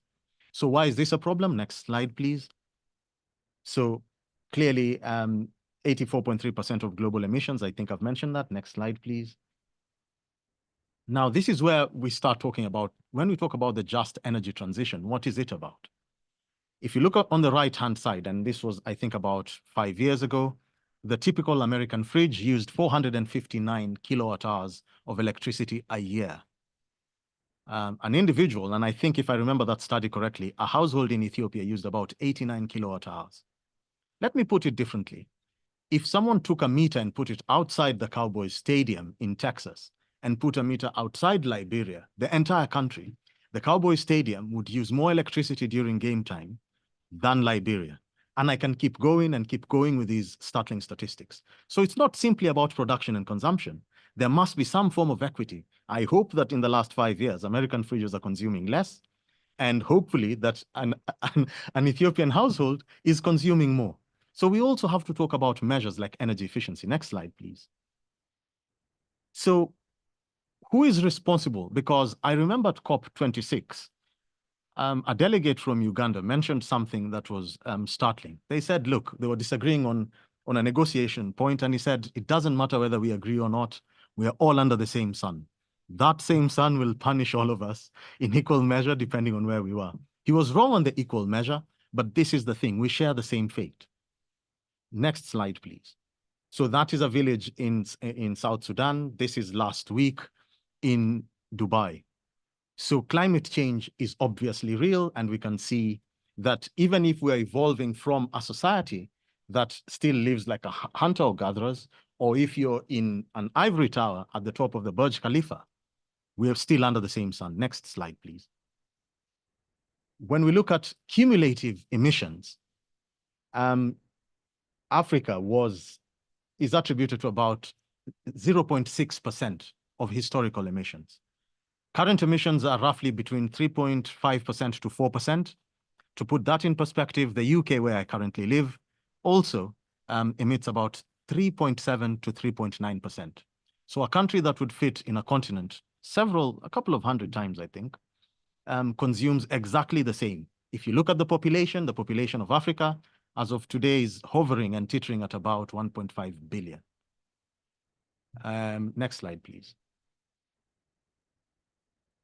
Indigenous communities, who are roughly less than 1%, I think they're about 400 million, depending on definition, protect 80% of the globe's biodiversity. Next slide, please. So what is the just energy transition, and why is it important? The just energy transition evolved from the labor movement. It was about moving away from coal and people not losing their lives and livelihoods. It was then adopted by the environmental movement. And in energy, which is my specialty, we have the just energy transition, and it's based on 5 tenets, which are on your screen. Number 1 is distributional justice. How are the benefits and the disadvantages in energy systems distributed? Number 2 is procedural. Are people involved in decisions that have an impact on their energy systems, on their lives and livelihoods? Recognition justice is recognizing who is disproportionately affected. Number 4 is restorative justice. We are where we are. How can an American fridge use less? And how can other people use more or have access to energy? And number 5 is cosmopolitan justice. We share the same fate. Next slide, please. Now, we've looked where we're coming from. Now, where are we evolving to? what I'd like you to please remember is that the energy transition is not just about divesting from fossil fuels. We're looking at renewables, and very interesting things have been said about hydrogen. Exceptional things have been mentioned about, you know, the future energy system, but there's a potential for creating certain imbalances. And we can run through a few things. If you look at electric vehicles, for example, or the move to battery storage, or moving to microprocessing, what are the problems? Number one, let me give you quick statistics. We have nickel, copper, manganese, graphite, lithium, cobalt, and vanadium are some of what are classified as critical or transition minerals. The DRC has 70% of cobalt. South Africa has 80% of manganese. Zimbabwe is 7th in lithium production. Mozambique, Tanzania, and South Africa have almost the remaining deposits. China mines 63% of the global rare earths, processes 85% of them, and production of magnets is 92% there. Another 92% is in Taiwan, which for its size produces 92% of the globe's microchips. This, of course, is something that has been discussed in many forums, but if you look at those trade routes, you can see that where the resources are is not where they're produced or necessarily consumed. And so trade and energy have direct linkages. Next slide, please. And since we are sat currently in Europe, the EU has, you know, a Critical Raw Materials Act that tries to look at how extraction, processing, and recycling can be better done for security. This is the first slide that will have a lot of text, and I'm almost at the end of my presentation. So what are the linkages between the just energy transition and trade? I'll mention just 4 things, and I'm happy to answer questions after. Number one is that trade-related climate measures by WTO members have a huge impact on energy systems and sustainability and vice versa. CBAM was mentioned, which are carbon border adjustment mechanisms. I'll speak from a developing country perspective because it was one of the main questions. Some developing countries have energy systems that are still reliant on fossil fuels. And therefore, carbon border adjustment mechanisms would make their goods expensive, would create a further trade imbalance. Eco-labeling, environmental goods and services agreements, and we have now sustainability clauses in most trade agreements now, will limit or have an impact on how goods and services are dealt with. Number 2, energy is one of the greatest drivers in trade. I think you can see your screens, determines pricing. It then, of course, I mentioned carbon emissions, and then we have climate security problems. We have human rights challenges. How are these resources mined? How are they consumed? How is the waste dealt with? And how much are we valuing biodiversity, for example, the way we should? Are these indigenous communities being compensated or protected as they should? And so on and so forth. Trade and investment can lead to deep decarbonization. There were beautiful presentations made here on hydrogen, coupled by renewables, and then a plethora of examples in Africa where this has huge potential. And the last one is one transition leads to the other. So when we talk about the just transition, there's intersectionality. It is not simply about fossil fuels to renewables, because, for example, if we transition to renewables, there will be geographical changes in energy sources. There will be production closer to where energy is produced. If we're looking at green hydrogen, we'll look at things like fertilizer being produced in places like Africa, and there are projects that are coming up. So we have co-location of production with energy, and the export import dynamics will change. So next slide, because I think I'm at time. So it's not simply a just energy transition, it is just transitions that are interdependent. Next slide, please. I cannot finish a presentation without talking about law, policy, and regulation as a lawyer. So laws matter. This is an IEA outlook from about a year ago, and that print is quite fine. I think the presentation will be shared, but law matters because policy changes can determine whether we will have a sustainable future, whether we will have great trade balance. And my presentation today is not just about the unfairness of existing global mechanisms. The question is, how can we transition from where we are? And one of the suite of tools we have is law, policy, and regulation. We can actually create laws, policies, and regulations that will match our climate objectives, trade desires, and sustainable energy for all. But it is complex, and that's why that slide is as complex as it looks. I think we're on the last slide now. So what can we do? The ABCs of this is that we have to up our ambition. And please, if you remember anything from upping the ambition, energy, sustainability, and trade are not inimical to each other, because one of the views normally is that if your climate measures are necessarily anti-development. This is absolutely not true. So we can actually up our ambitions in each of these sectors because they're interdependable. Number two, there's a systemic breakdown. These are systemic challenges. So it's not an individual country that can do it. And if there's a systemic challenges, this is why law, policy, and regulation are important. This is why finance is important. In the previous session, it was mentioned that the difference between what has been pledged, especially in the EU, and where the real wind projects are going, I think the difference was 4%. And the same can be said of a lot of other things. So there's a systemic breakdown in policy and law and planning and actually implementation. And finally, collaboration. This is not just a public or a country or a member problem. Private sector and third sector actors must be there. And I cannot finish a presentation in modern times without mentioning intersectionality. So there's an intersection between trade, finance, energy, and sustainability. Thank you very much for your time. I'll be happy to take questions after. Thank you very much, Ted, for that presentation. Just to remind us that we are all under the same sun and share the same fate. And for that, we need to up our ambition. We need to address systemic challenges and enhance collaboration. The third presenter is Rick Ziegler, and he'll share his perspectives, I think, from the context of industry. Rick?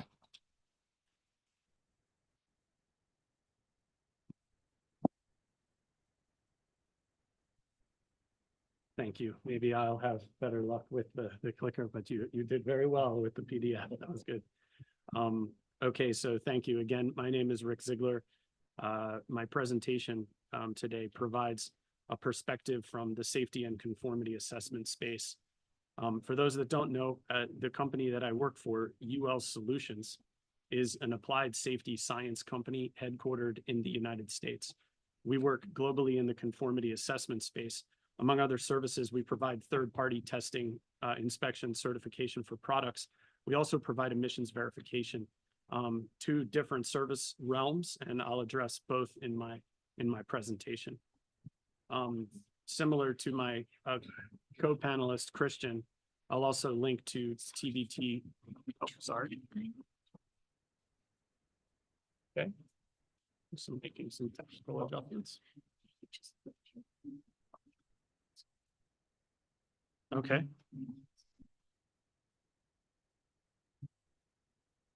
Apologies. So similar to my co-panelist, Christian, I'll also tie together some of the technical barriers to trade committee issues with the work of this committee, the Committee on Trade and Environment. Okay.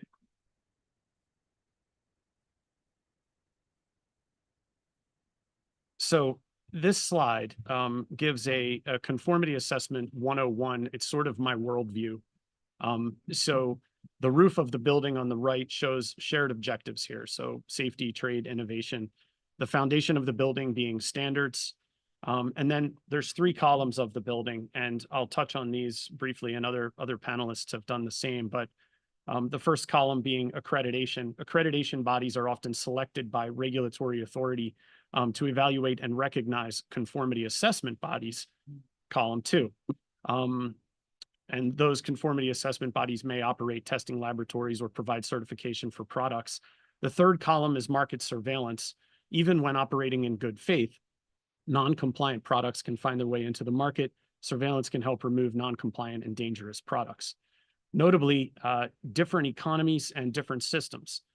Different economies have different systems, so the devil is in the details. And different economies are also evolving their systems. So many governments, jurisdictions, and economies are trying to improve how their regulatory frameworks work. This landscape internationally is very dynamic. Okay, so this is a screenshot of a recent document put forward by the Committee on Technical Barriers to Trade, Guidelines on Conformity Assessment Procedures.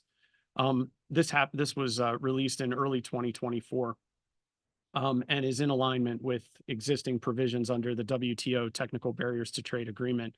Under WTO provisions, governments are free to choose which approach to conformity assessment is best for their economy. For example, one economy might choose supplier's declaration of conformity or first-party conformity assessment, where another might choose third-party assessment, where conformity is independently assessed. Conformity assessment approaches are not one size fits all. They vary by product and economy. Regulators have flexibility to choose a conformity assessment approach based on public health, environment, privacy, impact of non-compliance might have on their society. That sounds a bit unilateral, but I would argue one benefit of this group, and particularly this thematic session at CTE, is bringing in the private sector and others, is to facilitate a global conversation on risk. Energy transition products can be risky, and there's also risks associated with emissions verification. I'll start with products in this presentation, but it's enough to say that unsafe energy transition products can undermine the transition itself and our advancement in that transition. So safety is of foremost importance. So this slide is one snapshot of one particular technology ecosystem, electric vehicles and related infrastructure. The standards are in small font, and I don't intend for anyone to read them. I actually got my first pair of glasses last week, so I myself am just adjusting and have not actually put the glasses on. That's a different problem. So testing, inspection, and certification industry looks at standard compliance across these kinds of ecosystems. The materials, the components, the products, the connected systems. This goes from the battery to the charger to the microgrids and storage. Regulation and standards development endeavor to cover the full breadth of these technologies, but there's still room to go. In many cases, economies see technologies deployed before an international standard is developed. And why is this important? So this particular slide shows you some safety battery incidents, including fires, injuries, and fatalities that are being witnessed globally over time. These incidents are increasing. And a quick search online, and you'll be able to see that these incidents are happening close to all of our homes. We can see these incidents globally, and they're pretty tragic. Fire injuries, fatalities are one problem. To make this worse, these incidents undermine consumer trust and our sustainability objectives. They undermine the green and energy transitions. So we have to get a handle on this. So this next slide on battery safety is a snapshot of one technology and a snapshot of some standards for related to battery safety. I should note that UL Solutions, the company I work for, is not a standards development organization. Rather, UL standards are developed by UL Standards and Engagement, which is a different organization and a not-for-profit. Their approach is aligned with WTO, grounded in transparency and inclusive stakeholder engagement. In contrast, UL Solutions, the company I represent, is one of many companies globally that compete to provide independent third-party testing and certification to those standards, UL standards and many other standards. By way of one example, on the far right, UL 2849, a relatively new standard for e-bikes, covers not only the battery, but the electrical components for the e-bike system, including motor, wiring, circuitry, and the charger. The requirements of the standard mitigate the risk of fire. This is an example of how the US regulatory framework has done a good job in getting in front of a safety issue. US litigiousness, among other variables, can be advantageous at times. That's a different presentation, but you get where I'm going. Last year, New York City, as with many jurisdictions globally, saw an alarming number of fires, injuries, and deaths. And so they adopted this e-bike standard and require third-party certification to it. Philippines has also adopted this standard, and we are in conversations globally with other jurisdictions to help them adopt similar approaches. There are learnings from the New York City legislation example, and we're trying to improve how jurisdictions design and implement the requirements of this. Okay, so now I'm jumping into the GHG verification space. So those previous slides focused more on product testing and certification to support energy transition products. This slide pivots to emissions verification. This is a non-exhaustive timeline of GHG measurement and standards initiatives. Measuring carbon emissions and verifying GHG statements are increasingly critical steps for businesses. Regulators and jurisdictions around the world have introduced or are proposing requirements for companies to obtain verification. Financial institutions are also increasingly considering emissions in their investment decisions. Verified GHG emissions are increasingly critical for market access, and we understand the EU CBAM will phase in verification in 2026. For the emissions verification space, the testing, inspection, and certification industry is playing a role, leveraging our experience with traditional third-party testing and certification, transferring those learnings to verification. Before I move off this slide, it's probably worth noting that this is becoming increasingly technologically advanced. For example, digital twins or virtual models are developed to reflect current facility conditions and emissions. These so-called digital twins require upfront investment, including installation of sensors in the physical environment that report back to computational systems. Digital twins are just one example in this space. It allows real-time adjustments to reduce emissions. Remote sensing and AI are also on the rise in this realm. These advancements require upfront investment. The technological advancement associated with GHG measurement and verification adds a new layer to the energy transition. Okay, so if you were to walk away with anything from this, you'll see from my industry, the testing, inspection, and certification industry, or TIC industry. On the one hand, we're in the business of testing and certifying products, components that support the energy transition. On the other, we're also applying our expertise to third-party GHG emissions verification. And then, as I mentioned earlier, an additional layer to my talk connects TBT principles to the Committee on Trade and Environment and the structured discussions on sustainability, the tested world. I'll assert that risk-based regulatory approaches aligned with the WTO TBT agreement are critical to underpinning our energy and sustainability objectives with safety and trust. Without safety, we undermine our transitions. Thanks. Thank you. Thank you very much, Rick, on that presentation on regulatory framework. We'll then invite the other two panelists to the front. That is Kumi Kitamori and Matt Porterfield.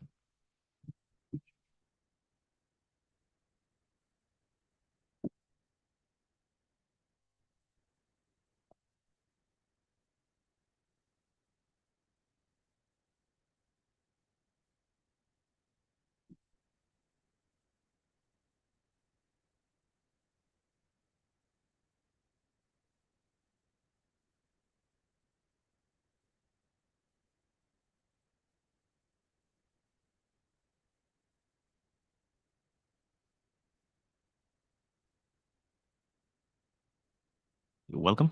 So the next speaker is Kumi Kitamori, Deputy Director, Environment Director at OECD. Thank you very much, and thanks for the organizers for inviting me to this discussion. And I was specifically asked to share with you about this flagship project or initiative at the OECD, Inclusive Forum on Carbon Mitigation Approaches. We do have other work at the OECD on looking at climate and trade specifically, for example, but today I'm going to focus on this. In a way, it's a bit of a parallel to the UNCTAD presentation by Christian on the trade measures database. So this is the other side. This is the climate mitigation measures database that we are building and a few other things to go with it. So as the name suggests, this initiative is reviewing a wide range of different approaches to mitigate greenhouse gas emissions that countries are taking in an inclusive manner. And as we know, there's no silver bullet in doing so, and countries are using diverse policy packages reflecting different national circumstances, economic structure, macroeconomic and fiscal positions that a country may find itself in particular moment, emissions profile, industrial and natural resource endowment, et cetera, et cetera. And many such approaches do have impacts on trade in some ways. So next slide, please. Since I don't have a clicker. Yes, thank you. The overarching objective of the Inclusive Forum on Carbon Mitigation Approaches, or what you call IFCMA, is to help optimize the global impact of emission reduction efforts in countries. And we do this by facilitating data information sharing. So the Secretariat of OECD, we carry out technical research work, and then we share the findings for members to discuss. This enables evidence-based mutual understanding and learning among members. And that allows members to have inclusive multilateral dialogue. Now, when I say members of the IFCMA, what do we mean?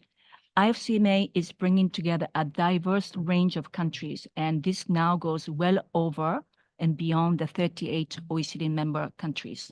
Currently, IFCMA has 58 members, that's 38 OECD countries, plus EU, plus 19 project associates that are not OECD countries, and many more that are participating as observers. All members of the IFCMA participate and make decisions on an equal footing basis. Now, the IFCMA also brings together delegates from 3 different policy communities: environment, tax policy, and structural economic policy committee. So this was really born out of 3 different policy committees of the OECD representing these 3 areas: tax, environmental, climate, and economics. Now, getting down to the details. So the IFCMA has 3 main work streams or project components. Those are in the middle of the 3 dots in the middle of the slide. One is stock taking of mitigation policies and mapping them to their emission base. Second, estimating the impacts of mitigation policies. So these that are stock taken in the first bullet, and how they impact the actual emission reductions achieved. And the third work stream is exploring methodologies for computing carbon intensity of goods and different sectors. The next slide, please. So now let me go a little bit more into these 3 components of the IFCMA. The first one, stock taking and mapping of policies. So this is probably one of the parts that's very relevant to today's discussion.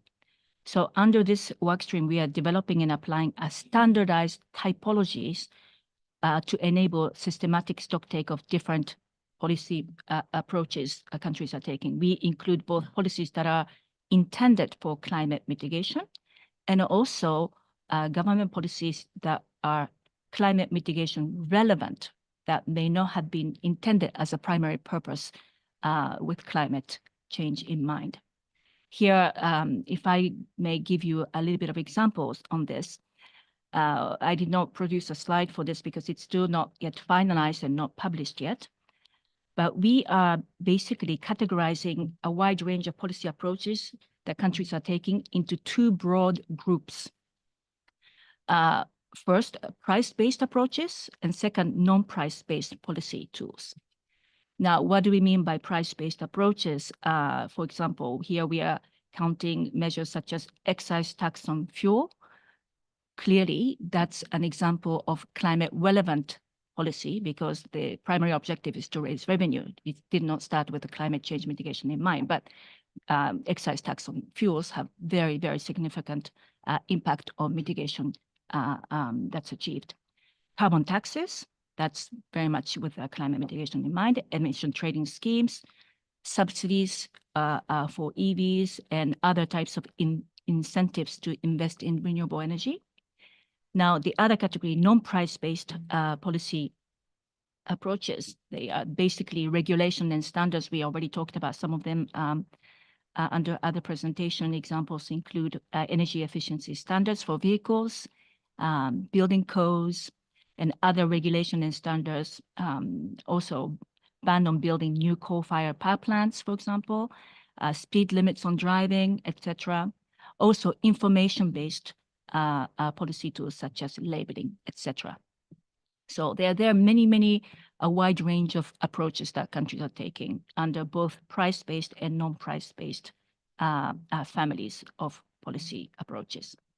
So after we do that, the next step is to see how these different policy tools capture different emission sources, emission base, and then how what kind of greenhouse gas emissions from which regulated agency agents or sectors are captured by these.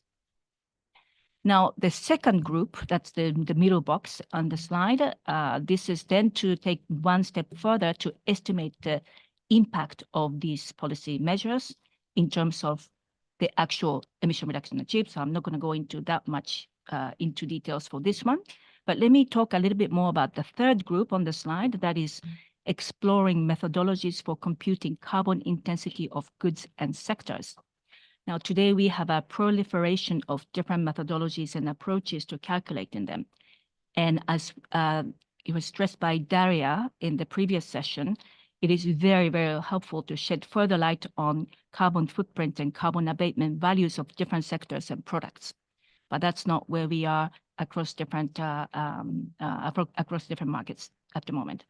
So in this particular work stream on carbon intensity, we are carrying out survey of carbon intensity measurement methodologies that's being used in different sectors or being applied in the context of installation or plant level and product level. We're also reviewing challenges faced by firms in collecting and verifying supply chain data. And we are also considering the role of governments in supporting measurements and use of carbon intensity matrix. And maybe, so this is still work in progress, but maybe I can share with you some key findings thus far. Sector level matrix are relatively well established, but they are produced with a non-negligible time lag and are too aggregate to support targeted policy interventions.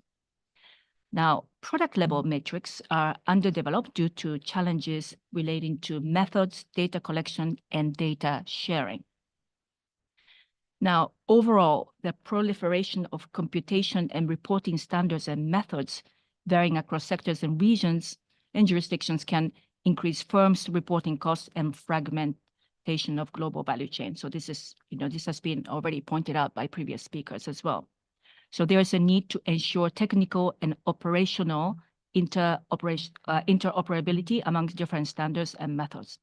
Now, we are also looking at modern and novel data collection methods that can improve the timeliness and quality of carbon intensity metrics, such as the firm or installation level data, and also using satellite data. Now, coming out of this third work stream under IFCMA, we have a scoping note of the work to be done that was released earlier this year. And the first output will be coming out later this year, we expect, to cover some of these technical issues that I just mentioned. The next and last slide for me, please. So how can countries use these different deliverables coming out of the IFCMA, or including framework for carbon mitigation approaches?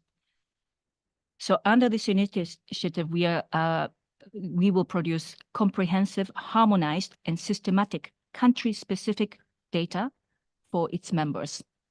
It's quite a bit of a work. It's quite technical and resource intensive. So it's still up for questions as to the coverage of countries, but definitely for members that have joined the initiative. It is intended that for individual countries to be able to use the data information to learn from experience of other countries in using different mitigation policy approaches, so that this can contribute to domestic policy debate and deliberations, and to improve policy design at home. Also, to use own country data for various reporting obligations under the UNFCCC, for example, for periodic updating of NDC's nationally determined contributions, and also to track a country's own progress towards meeting its own national emission reduction targets. So I will leave it there, and then we can, of course, look at how these relate to trade probably during Q&A. Thank you. Yeah, thank you very much, Kumi, for introducing us to the Inclusive Forum on Carbon Mitigation Approaches. Our last presenter is Matt Porterfield. Matt, you're welcome.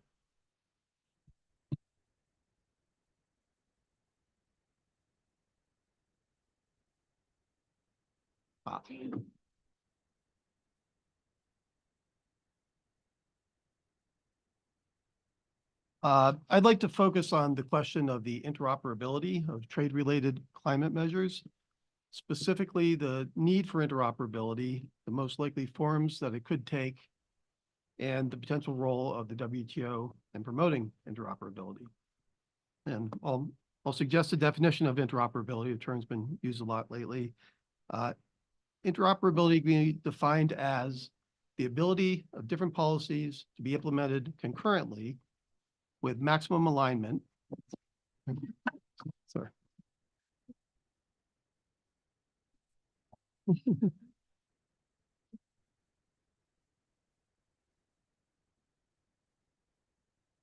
Sure. Thank you. With the ability of policies to be implemented simultaneously with maximum alignment, while allowing for unavoidable variation, which will occur, and significantly with as much transparency about the policies as possible and how they relate to one another. There has been a recent movement towards the use of trade-related climate measures, particularly import fees based upon the emissions intensity of traded products, including both border adjustments of internal carbon pricing, like the European Union's carbon border adjustment mechanism, and similar policies being developed by the United Kingdom and other countries, and some alternative approaches like the emissions performance standards that are currently being considered in the United States Congress. As more of these policies are implemented, producers in the covered sectors like steel and aluminum and cement are going to be facing different requirements in different markets.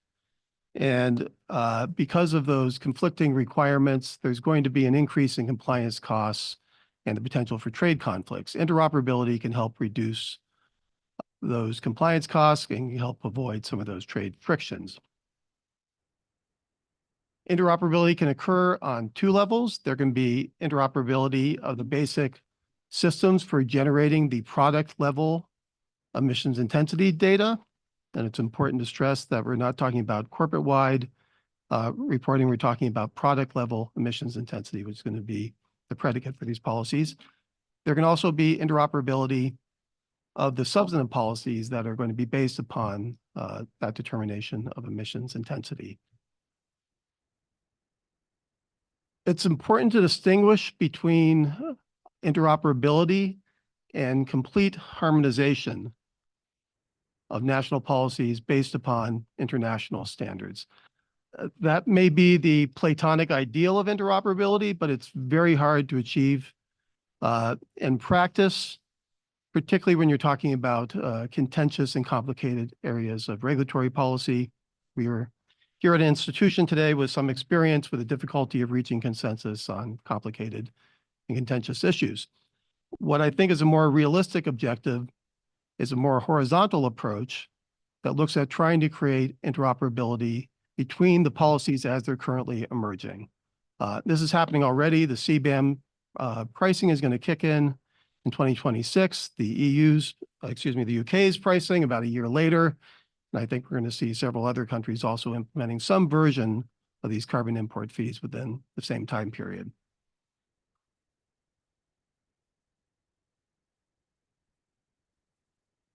Interoperability of the substantive policies is going to be impossible without at least some level of interoperability of the underlying systems for generating the product level emissions intensity data.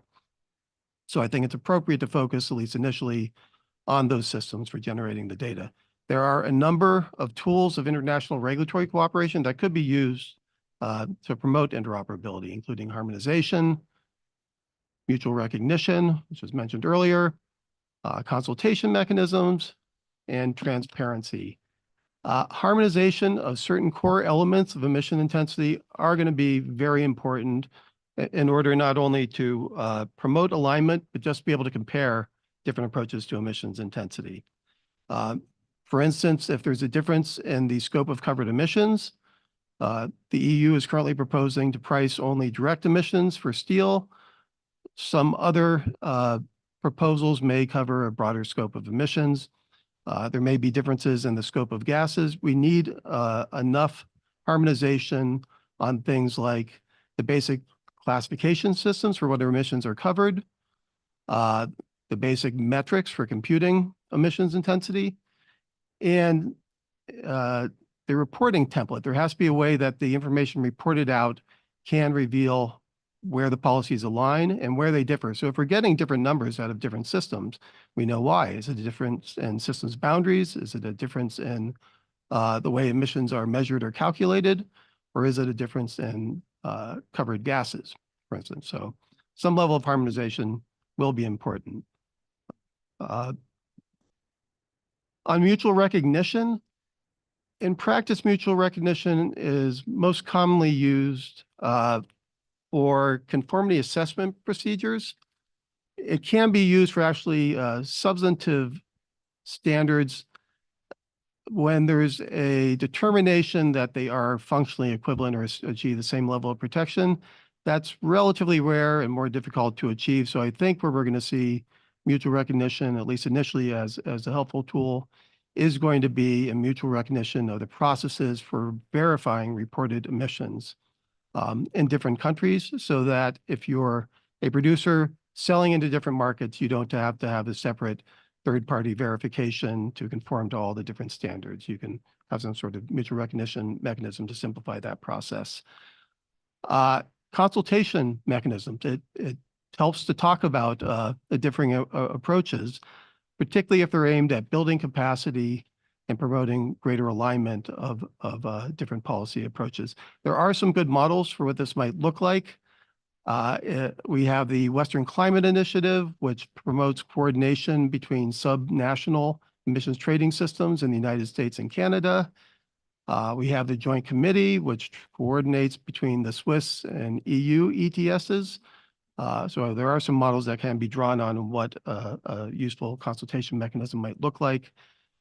And finally, transparency. There needs to be maximum transparency of all aspects of emissions measurement and reporting. And again, it's critical not just for the development and implementation of these programs, but also to see where they differ. You can't promote greater alignment unless you know where the policies differ. And transparency will be critical for that. I think the last two of these tools, consultation and transparency mechanisms, will be particularly important for developing countries and understanding these emerging policies, most of which are coming out of the global north, and participating in their development. And I'll conclude by suggesting that I think these are also the areas where the WTO has the most capacity and the greatest potential to make a contribution to interoperability. Thank you very much, Matt, for that presentation on interoperability of trade-related climate measures, an interesting topic that members are also considering discussing. We have 5 minutes to the end of our session, and the panelists, the interpreters have graciously agreed to stay with us until 1:10, so we have 10 additional minutes. Therefore, given that we've had a larger panel during this session, I propose that you go straight to member reactions. But during this discussion, we will welcome panelists to make additional observations about each other's presentations if they would like. With that, I'll open the floor.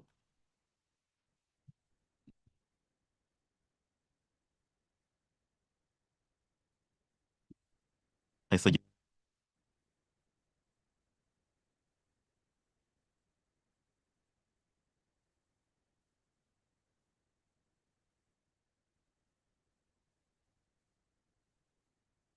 I see Colombia.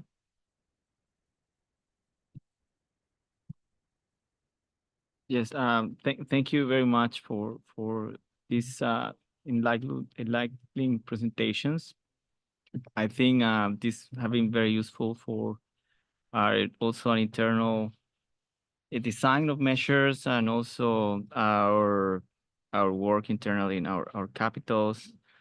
I have a particular question for Ted on the issue of climate justice. So my question is quite general, but I think it takes also other presentations from the beginning of the morning and also now. So this issue of climate justice when designing and imposing climate-related measures, which are the factors that should be taken into consideration to design measures for energy transition? You mentioned collaboration. We also heard about intersectoriality, also interoperability. There are factors that we foresee from this with all these presentations. The level of development you mentioned, the contributions, historical, current contributions to climate change, impact of climate change to mitigation, reverse cost of climate change, etc. So which are these factors that we must apply? Which are the factors that should be applied in order to help to design these climate trade-related measures? Thank you. Colombia, Brazil, you have the floor. Thank you. I'll jump right in. Great presentation by Ted. Really resonates with the vision for just transitions on energy that we are sponsoring on our G20 presidency. And my question is to the OECD. I think the IFCMA has done really outstanding work in creating sort of equivalencies between and creating a sense of an apples to apples comparison between different types of climate policies. And one challenge that we often face when trying to discuss how pricing and non-pricing measures can talk to each other is the fact that pricing measures are often focused on a product or sector level, whereas non-price measures can or cannot be based on sector and in certain cases are taken at national level, at a broader level as are the NGCs. And in that respect, my question is whether any work has been done in the IFCMA to see how the different levels of emissions measurement can be made compatible and how can policies at national levels, for instance, compared to policies applied in sector or product level. Thank you. Thank you. Any other requests for the floor? EU?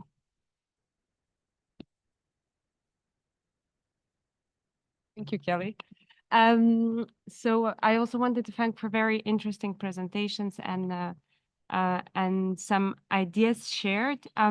Just wanted to react maybe to Matt's presentation and see a little bit if I got it right and understanding in terms of, I think we are discussing here interoperability of the measures and how we can do it. I think there was a very good question from Brazil as well in that regard.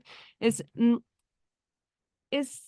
your suggestion as of a starting point is looking more into methodologies for calculating the emissions either per sector or per product, because these type of conversations on methodologies could actually help us because we are using them for different and various types of policies, be it regulatory policies, be it the pricing policies. So I just wanted to understand that a little bit more. And also, I think to what Brazil had just said now, because it's very hard sometimes to compare apples and apples and apples and pears when we are going in this broader policy level debate. So so I just wanted to understand exactly where the direction was going. Thank you so much. Thank you, EU, for that question. Is there any other requests for the floor? I see none. I'll therefore invite our panelists to respond to the questions. The first question on climate justice was addressed to Ted. The second question from Brazil is addressed to Kumi, OECD. And the third question, I'll invite Matt to react to it. Thank you. So Ted here, thank you very much indeed for that question, which is quite poignant. And I think there are maybe 4 or 5 things that can happen here. The first thing is that the just energy transition is both normative and actionable. It helps us recognize where and how injustices have occurred and what we can do about them. What does law, policy, regulation, and finance, what can they do about it? And so this is where your question comes in. So one of the things that we need to recognize is when we talk about the transition, in Europe, the transition is net zero, moving from a heavily dependent fossil fuel energy system to one that is less dependent on fossil fuels. In some parts of the world, and I'll mention African statistics, we have 600 to 700 million people without access to electricity. So what happens when we talk about net zero and the just transition is that there must be an initial recognition that we're not coming from the same standpoint. And so how do we design these policies? How do we design our trade policies? We must see where are these trade and energy disparities, and do we have minimum standards of energy access, for example? There was the IEA had said that if you have, this was a few years ago, if you have a light bulb and perhaps 4 hours of electricity, it counts as energy access, which is deeply contested. There's been a revision of that, and it talks about certain minimum standards. But what does that mean for sustainability? And so when we come to the WTO, because we're here, what can the WTO do? Number one is its deliberative function, which is what we're doing here, should be enhanced so that some of these ideas can be spoken about. Number two is the policy coherence, because some policy objectives are at odds with each other. CBAM is one, for example, that seems to offend some trade regulations. So how do we then harmonize this? And I think the WTO as a forum can do this. Also, the dispute mechanism, not just here, should align with sustainability, because one of the ways with which we are seeing emerging calls for action and emergence of law is in disputes, whether it's court cases. And so the dispute mechanism here as well should align with sustainability. The other thing is, once we recognize these things, we must see that there would be different pathways to net zero or to achieving a just energy transition. Some will have a gradual transition from fossil fuels. Others would have a hybrid between a gradual one and leapfrogging. In many parts of Africa, we have leapfrogging. Some have moved from having no bank account, no electricity, and everything is on the phone. So recognizing that there are different pathways, how do we harmonize these pathways? And that's the difficult bit. And it's not just about law. We've heard quite a lot of promises have been made. So we need investment, but we also need a new sustainable finance architecture, global, because the current institutions that exist are not fitting the purpose of where we want to go. So there must be a new financial architecture, but this is a systemic challenge, and technology can help in interoperability, in sustainability, and in transparency. So that it's more than just a socio-legal problem, there's also a technical problem. So that's why I said collaboration is important. Thank you very much indeed. Thank you, Ted. I invite Kumi. Thank you. Thank you, Brazil, for that question on the IFCMA. So what we are talking about, I think your question relates to the second component that I did not really elaborate on in my presentation, because it's basically there where we are trying to estimate what kind of emission reduction is actually achieved by different types of policies. So of course, it's mostly modeling based, that's done by different countries. And we have had different cross-learning workshop on what kind of tools and modeling approaches different countries have used to share experiences. Clearly, price-based measures such as energy tax or carbon tax or emission trading and implicit carbon price, it's easier to estimate these types of measures' effect on actual emission cuts achieved. It's much, much harder to estimate that, for example, on other types of incentives or even standards. For example, building codes. energy efficiency standards on certain products or even types of buildings, those are much harder in terms of if we try to figure out what kind of emission reduction these measures actually generate. But this is exactly the point of IFCMA, is to try to have this kind of, it's almost like a study group, different countries come together and share information how domestic efforts are being carried out to tackle exactly this kind of questions. So what we hope at the end of the project, it's a rather technical, difficult, long-term initiative, to be able to have some kind of a catalog of different approaches and what these different policy approaches generate in terms of emission reduction, because that's at the end of the day what we are trying to achieve. So that's the first order. And then maybe if I may just say a few things on then how does it relate to trade? Of course, it's because different countries are taking different approaches. The differences and diversity amongst jurisdiction does have clearly trade implication, and but that's in a way another element. But the first and foremost is the technical task of coming up with this type of information and estimations that countries will benefit for using in their own domestic policy refinement and improvement. And I'll be more than happy to follow up bilaterally after the session, if you like. Thank you. Thank you, Kumi. Matt? Yeah. Thank you. On the question of the role of interoperability of calculating emissions intensity, if you can't agree upon the basic math, then any policy that's based upon that math is not going to be interoperable and is going to have dramatically different outcomes. So if one country is including indirect emissions from purchased electricity and another country is not in their calculation of emissions intensity of a product, you're going to get very different numbers depending upon the energy intensity of the grid. It would be optimal to have them using the same systems boundaries and counting all the same sources of emissions. If they can't do that, at least have a reporting mechanism that is transparent about why the differences exist. And from there, you can, once you identify the areas of variation, you can work on aligning them.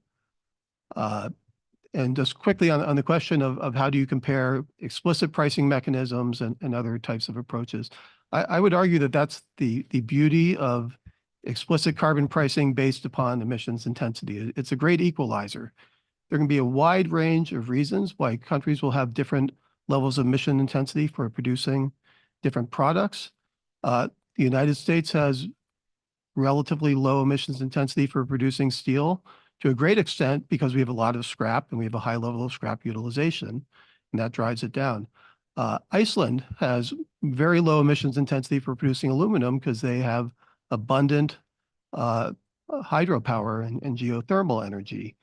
Some countries have relatively high emissions because they have an older stock of industrial production. It would actually be very expensive to achieve the marginal reduction in emissions intensity because they have to replace that and capitalize new production facilities. You don't want to send a price signal that rewards only the most expensive measures to reduce emissions intensity. So using emissions intensity as the common metric really solves a lot of problems. And if you're to use some sort of implicit carbon price, then you have to figure out what counts as part of the calculation. Do you credit exporting countries for their implicit carbon price? Because if regulatory policy counts, then presumably you want to get that price signal too. So there's a lot of virtue in the clarity of explicit carbon pricing based upon carbon intensity as a central metric. Thank you very much, Matt. We have come to the end of this session. It's exactly 1:10 p.m. With the permission of the interpreters, I would request if you can give us just 1 minute for Kelly to conclude the session. Thank you. Thank you, Dennis, and thank you very much to our esteemed panelists for this second session. It was quite insightful. I understand if the interpreters do need to leave while I'm doing this wrap up, and so I apologize in advance if it ends up being only in English. But just a few observations. So clearly, trade policy is a prevalent means for mitigating climate change. I think we heard that throughout all of the presentations in the second session. Another thing that we heard throughout all of the presentations is the key is transparency. And also the concept that divergence can increase costs, but transparency will be key in terms of accounting for this. A couple of other thoughts, it's not just about production or consumption, but also equity as we think about the just energy transition. And where the resources are is not necessarily where they are produced or consumed, which is another demonstration of trade's linkage to the just energy transition. Energy sustainability and trade are interdependable, and we're not all starting from the same starting point when it comes to the energy transition, so we certainly need to keep that in mind. Safety also matters as we move through this energy transition. Testing, verification, certification will be key, and this really represents the fact that the TBT agreement principles are very relevant for our energy transition as well. Countries are using diverse policy packages for the energy transition, and these will also have an impact on trade. We heard about the pricing versus the non-pricing approaches and the different carbon intensity measurement methodologies, and all of that will be very important work to continue to track and to dive deeper into as we move through this discussion. I already mentioned transparency, but again, we heard how key that is when it comes to the interoperability of different policies. Interoperability can reduce climate costs, compliance costs, excuse me, and reduce trade frictions. But there is a difference between harmonization and interoperability, and there are a range of approaches in this regard.